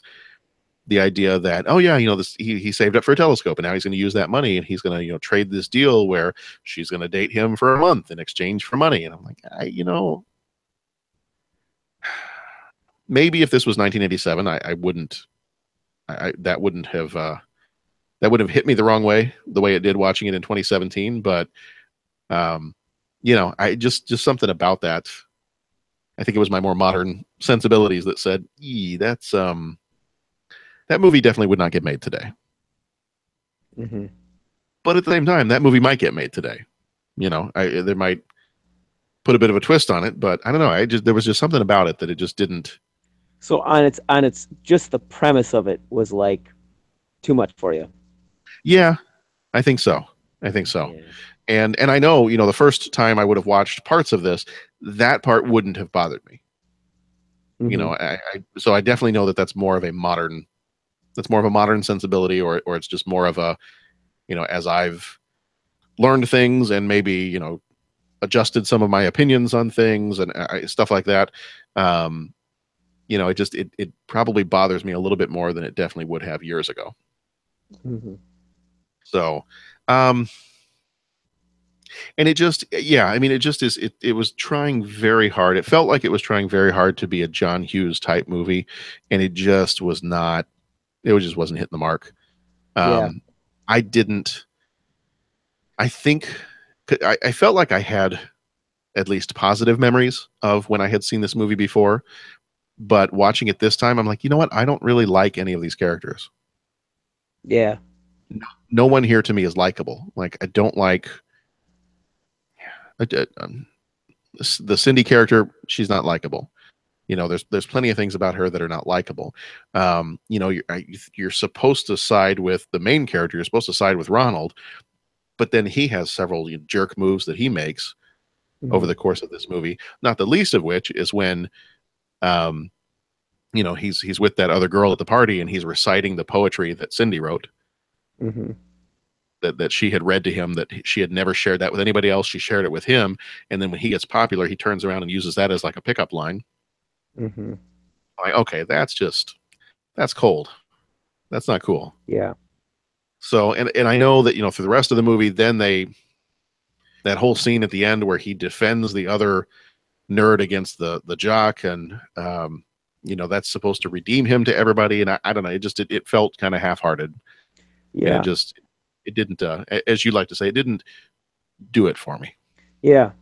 Yeah, I mean, and those scenes could have been really good scenes if they would have focused on those and done them more in depth. But instead, they just focused on making him a jerk and just, you know, just some really, and like you said, I mean, the whole, you know, the high school equivalent of, you know, prostitution and all that.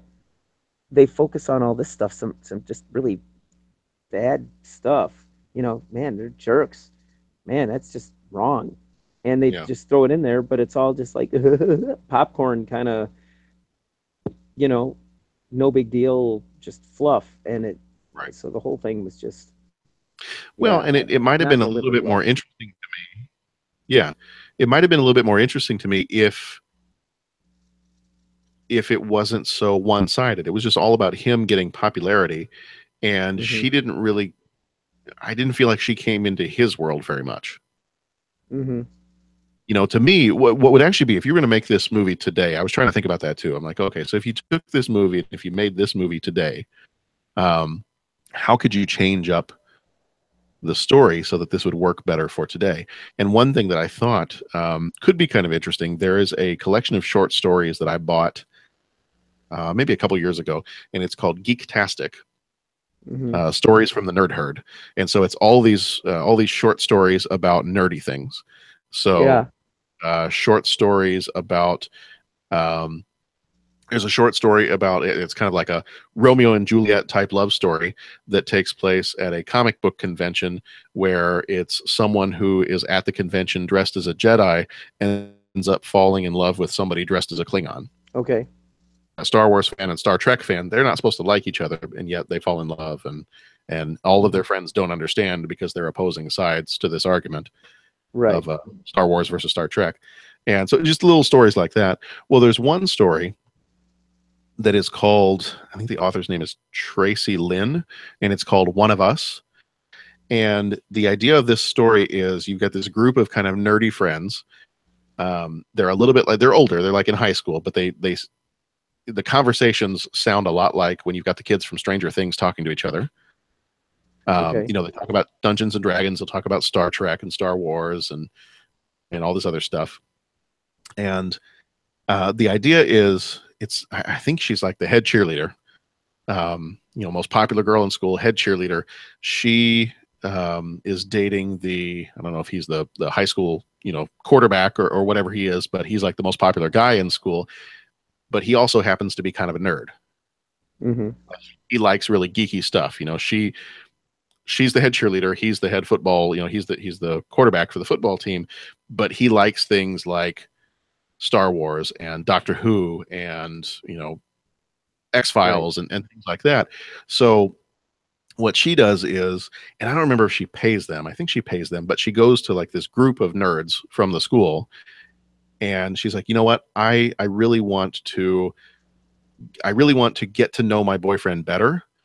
And I don't understand all this nerd stuff. So I want to impress him by, you know, my end goal is I want to take him to this big comic book convention that's happening in a few months. So I want you all to tutor me in the ways of being a nerd. And so the story goes, like, she'll meet up with each of these people, and like each day of the week is a different thing. Like one day is Lord of the Rings, and one day is Doctor Who, and another day they're teaching her how to speak Klingon, and then they're playing Dungeons and Dragons another day, and so the short story is she, as a popular person, is, she has a reason why she wants to interact with these people that she'd never interact with. And I felt like that would be a better, that to me has a better foundation to make a good movie than this movie had. Yeah. Like, I would be much more entertained watching a movie like that. Maybe now, especially today, thinking that the whole idea of, I think it's just because he's giving her money in exchange for dating. Yeah. Yeah. If it was something else, like if he was, I don't know, if he was trying to, I don't know, I'm not sure. I can't quite figure it out in my head, but I think it's just something about him paying her to be his pretend girlfriend for a month. That just kind of rubs me the wrong way. But the whole idea of this other story, this short story that I read, where there's not even necessarily a love story component involved. It's, this cheerleader is willing to engage in all this nerd stuff. She's willing to do it.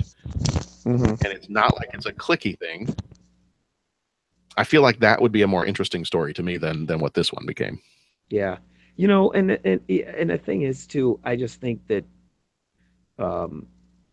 you start making these movies, and I think the message should be, everybody does their own thing, man. And some things might overlap, but respect if people do things differently. I mean, and that's kind of like, I think that's why I don't like this teen movie crap, and I actually like movies about maybe the Star Wars, and movies about adventure, and movies about, because it's like each character has, it's or you look at like a heist movie. Let me put it that way. Each character has its strength, right? This person's good at this. This person's good at this. This person's like, it's not like you have this homogenous group of people that are all the same. Like, everyone's got their own skill, their own thing that makes them unique, you know? And this just reinforces the old paradigm of, um, well, we all have to blend in. We all have to, match in with things.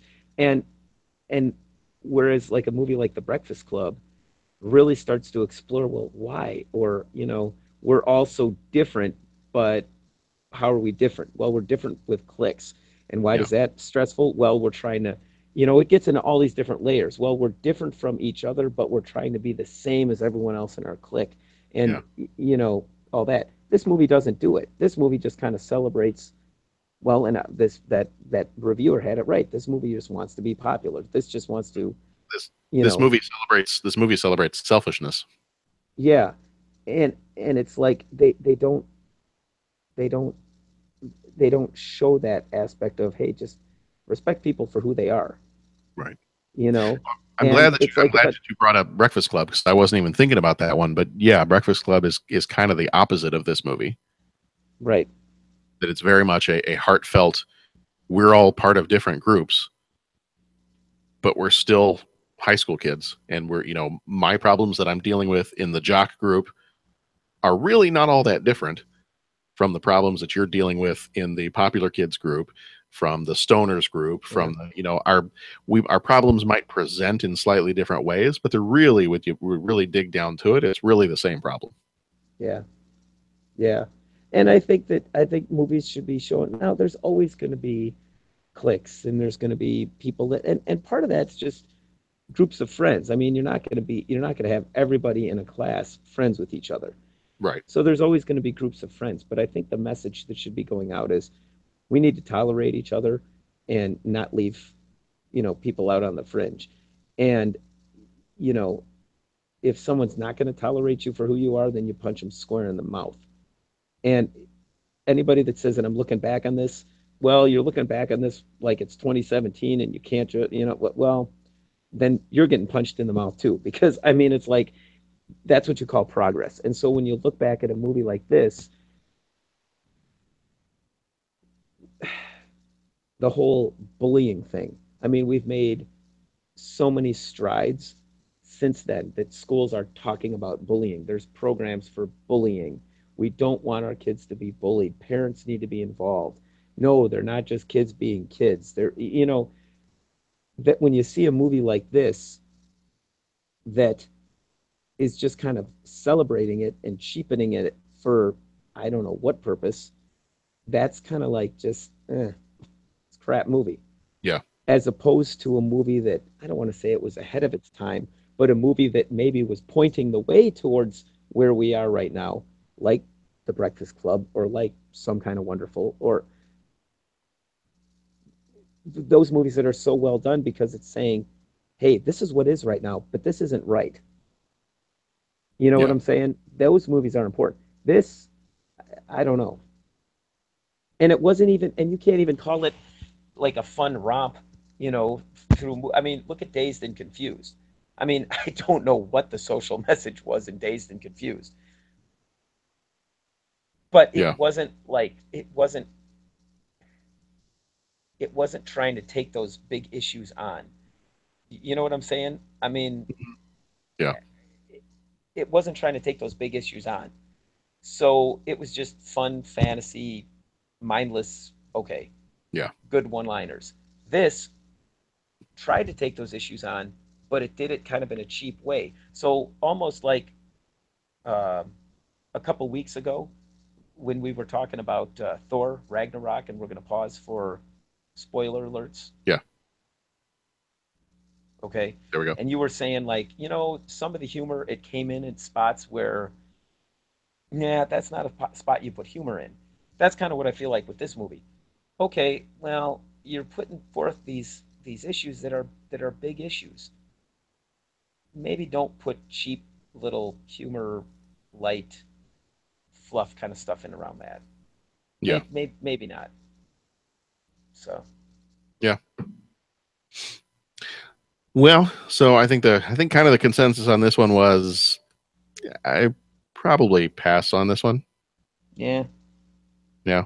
yeah, When I was kind of taking notes for this podcast, I was working on some stuff and the kids came by and saw me typing on the computer. They're like, "Oh, what is that movie?" I said, "Oh, it's called Can't Buy Me Love. Can we see that one?" I said, "Well, no, not really." yeah, They're like, "Well, what's it about?" And so I kind of described what it was about, and they're like, "Oh, well, that doesn't seem right." I'm like, "Okay, thank you." If a 7 and a 10-year-old can look at the premise of a movie and be like, "Yeah, that doesn't seem like a good idea." First of all, John's response was, "Well, I would have just bought the telescope. It's her fault. She got something spilled on the shirt." yeah, I'm like, well, okay, movie's over because he's going for the yeah, telescope. But yeah, I'm like, when a 7 and a 10-year-old can look at that and be like, "Yeah, I don't think that sounds like a good idea."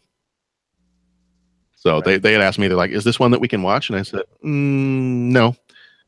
And even if you could, there's a lot of better movies out there. So we're not gonna worry about this one. I will find you a better movie that we can watch, and it won't be this one. Yeah, So yeah, yeah. so this one, I I mean, and I know there's people out there that love this movie because I was looking at some stuff online earlier, and some people were commenting and saying, this is one of my favorite movies ever, and I love this movie and grew up watching it in the '80s, and just it's a great movie, and that's cool, that's fine, but just for me, this one's going to be a big old pass, yeah, yeah, which is a yeah. shame because it's a great Beatles song. Yeah, it is a great Beatles song. There was good music in there, Yeah, but I just go back to we need to be in the business of tolerating people, you know, for who they are. yeah, And we need to be going towards movies and all that showcase that. And if you want to showcase, oh well, that's not real life. Okay, that's fine because, I know movies just do such a wonderful job of portraying real life. But if that's not real life, then do it justice and show, a movie with consequences. Show a movie when these things happen and make the characters more than just two-dimensional. And well, and really, Pat, without going into too much detail, because I know that's a totally different podcast, it's 2017. Do we need to showcase selfishness any more than we already have? no, God, yeah, Okay. yeah, yeah. Yeah. Exactly, Yeah. exactly. All right. Well, do we have anything else we want to say about Can't Buy Me Love? Nothing good. No. It's not, not not unless you want me to go like full on negative here. And Yeah. no, so I think that's probably going to do it for our Can't Buy Me Love. If you totally disagree with us, we would love to hear from you. Yeah. Like, Why don't you come on I into would the love to studio? hear. Let's go Absolutely. out back and I would. discuss I mean, it. yeah. No. Um, we're not. Are you threatening to beat up the listeners? I don't want to beat up the listeners. Okay. All right. Because, well, actually, if you want to, if somebody wants to donate to the show to help us cover the cost of running the show, we could make that like one of the prize levels. Is if you donate to the show, then you and Pat can start a fight club. Yeah, there's gonna be some dude that like he's like some MMA guy's gonna come walk or some MMA gal's gonna come walking in. Mm-hmm. Oh, guys, this was a bad idea. I'll give you $50. Yeah, no kidding, man. Well, if it was something like Gina Carano, it might be kind of worth to get beaten up by her. I'm just saying. But, Okay. Oh, All right. man. Well, Gina, if you're listening, quit mowing your lawn, and We're big fans. If you're Pat is- listening, we're big fans. We're huge Pat's fans. willing to fight you at any point in time. Yeah, that's right. Okay. All right. Well, then in that case, I think we're probably pretty good with this movie. So yeah, I mean, in all sincerity, if you like this movie, if you're listening to this and you're like, you guys are totally wrong. This is a great movie. I love this movie. You guys are totally getting the message of this movie wrong. I would love to hear from you. So please, please, please, please. Or if you have a friend that like, no, wait, that's their favorite movie. These guys are totally bad mouthing their favorite movie. I would love to hear from you because this is just our opinion. So if you've got a totally different take on this movie, if you feel like we are totally missing the point of this movie, then let us know because we want to hear.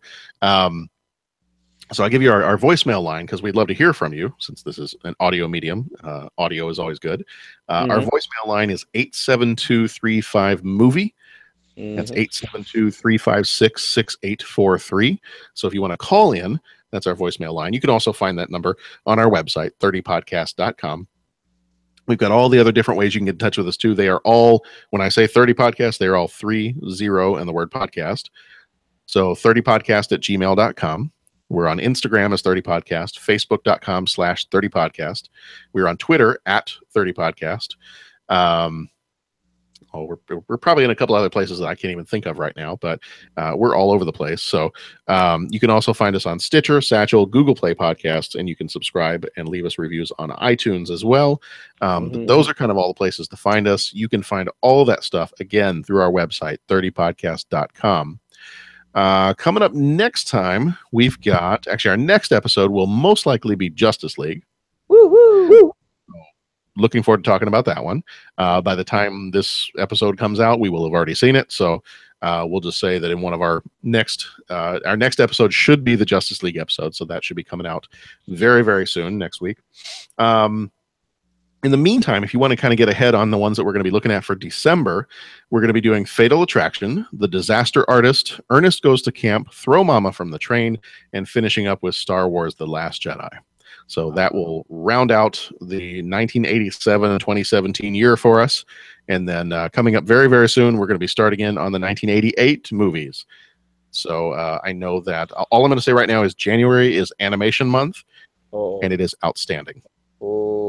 Did I send you that list yet? I don't know if I have the list. I'm going to have to send you the list.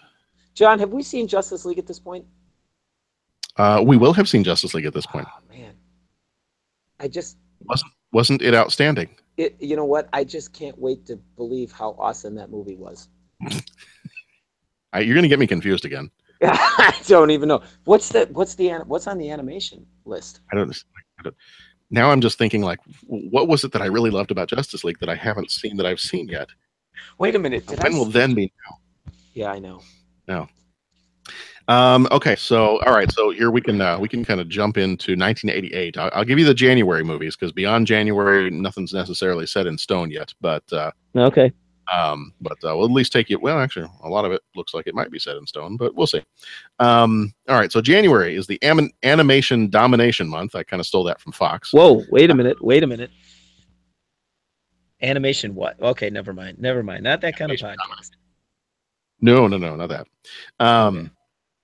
All right, so we got January. We've got My Neighbor Totoro. All right. Which I will say I have still not seen. It's new material for Pat. Okay. All right.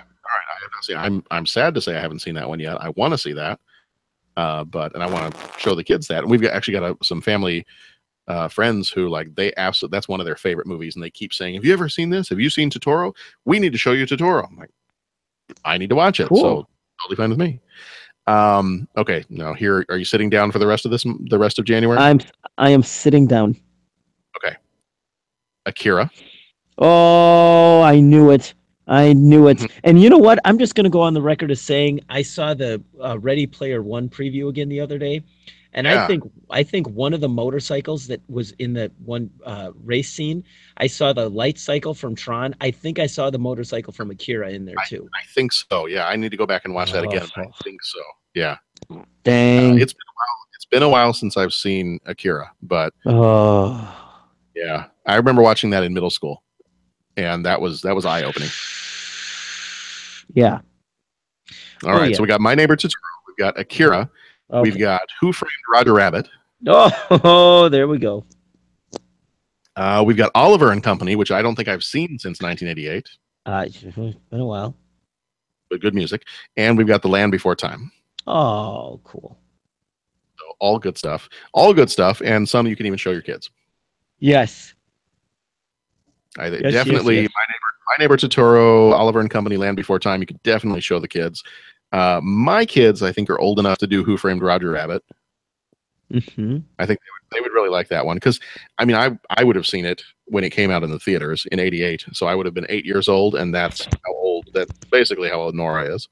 She's 7. Yeah. And John's 10. Movie freaked the heck out of me. Did it really? Dude, Christopher Lloyd just freaked the heck. Oh yeah. Yeah, Christopher Lloyd was a little scary. So yeah. But definitely Akira, don't show that to the kids. Nope. I think we're gonna wait till they're like 38 to see that movie. Yep. So if anybody's listening and you're like, oh, cartoons, January, that's great. We'll watch it with the kids. Don't watch Akira. That movie. No. Don't ever do it. Don't go near there. Don't go near the river. Stay away from there. You can't even say I'm not gonna. Yep. But yeah, so that's January. So that'll be January, and then beyond that, Enero es bueno. Enero es bueno. This is, and see, then I start to look further into the 1988 year, and I'm looking at March, and March has Big. Oh. Willow. Oh boy. And Twins. Oh my gosh. And March is also when Ready Player One comes out. Oh boy. So I know what we're doing on spring break. Yeah. Yep. And then I went and looked at May. And May has Avengers Infinity War. Oh boy. And Star Wars Han Solo. Oh boy. That's going to be a busy month. That's going to be a really busy month. I need to just stop looking at this because then I looked at June, and tentatively for June, we've got The Great Outdoors. Oh, jeez. We've got Deadpool 2. We've got Coming to America, and we've got Beetlejuice. All right. Well, that's I don't even know what else to say about 1988 because it's going to be a very good year. All these years, we're like, this is the best year ever, and then I look at the next year, and I'm like, oh, that year is also the best year ever. Yes, they're equal best years ever. Yeah, I know that we're only like 2 years away from you getting to Batman finally. So I know Batman's 89, right? Batman's 89, yeah. Batman's 89, and then Backdraft is going to be in just a couple of years, right? Backdraft's 91, 92. 91. Yeah, that's their Dragon, the Bruce Lee story. That's got to be coming up. Mm-hmm. We're getting very close. When we get to 91, we're getting very close because that's like the Rocketeer and yeah. Yep. All right.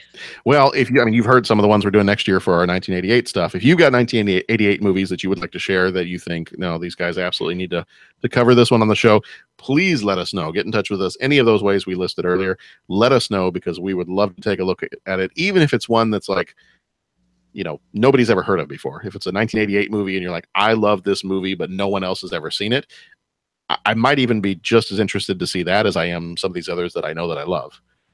Right. Because I'm always to find new things that I've never seen before. So. All right. Well, I think that's going to do it for us this time around. So, again, next time our show next time will be on Justice League, the 2017 Justice League. So we'll be talking that one, and hopefully we'll be able to get a whole bunch of the guys together because we should have been able to see that by that point. So that'll be our next episode that'll come out. In the meantime, thank you for joining us. Thank you, Pat, for being here. Oh, hang on. You know what, John? My thing just right at the end. Hang on. Okay. You still there? I am back. Yeah, it just all went. Everything went dead, and I thought I had an error on my end. So. Okay. Well, thank you, Pat, for being here. Thank you very much, John. Thanks for hosting. And right. It was a good night of ranting against. This was like the antithesis of the typical like movies of, dude, this is just so awesome, we don't know what to say. Now it's just like, okay, we didn't like the premise of this movie so much, we just don't even know where to begin. Yeah, that's fine. That happens every once in a while.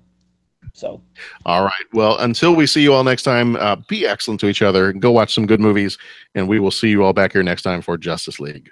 All right.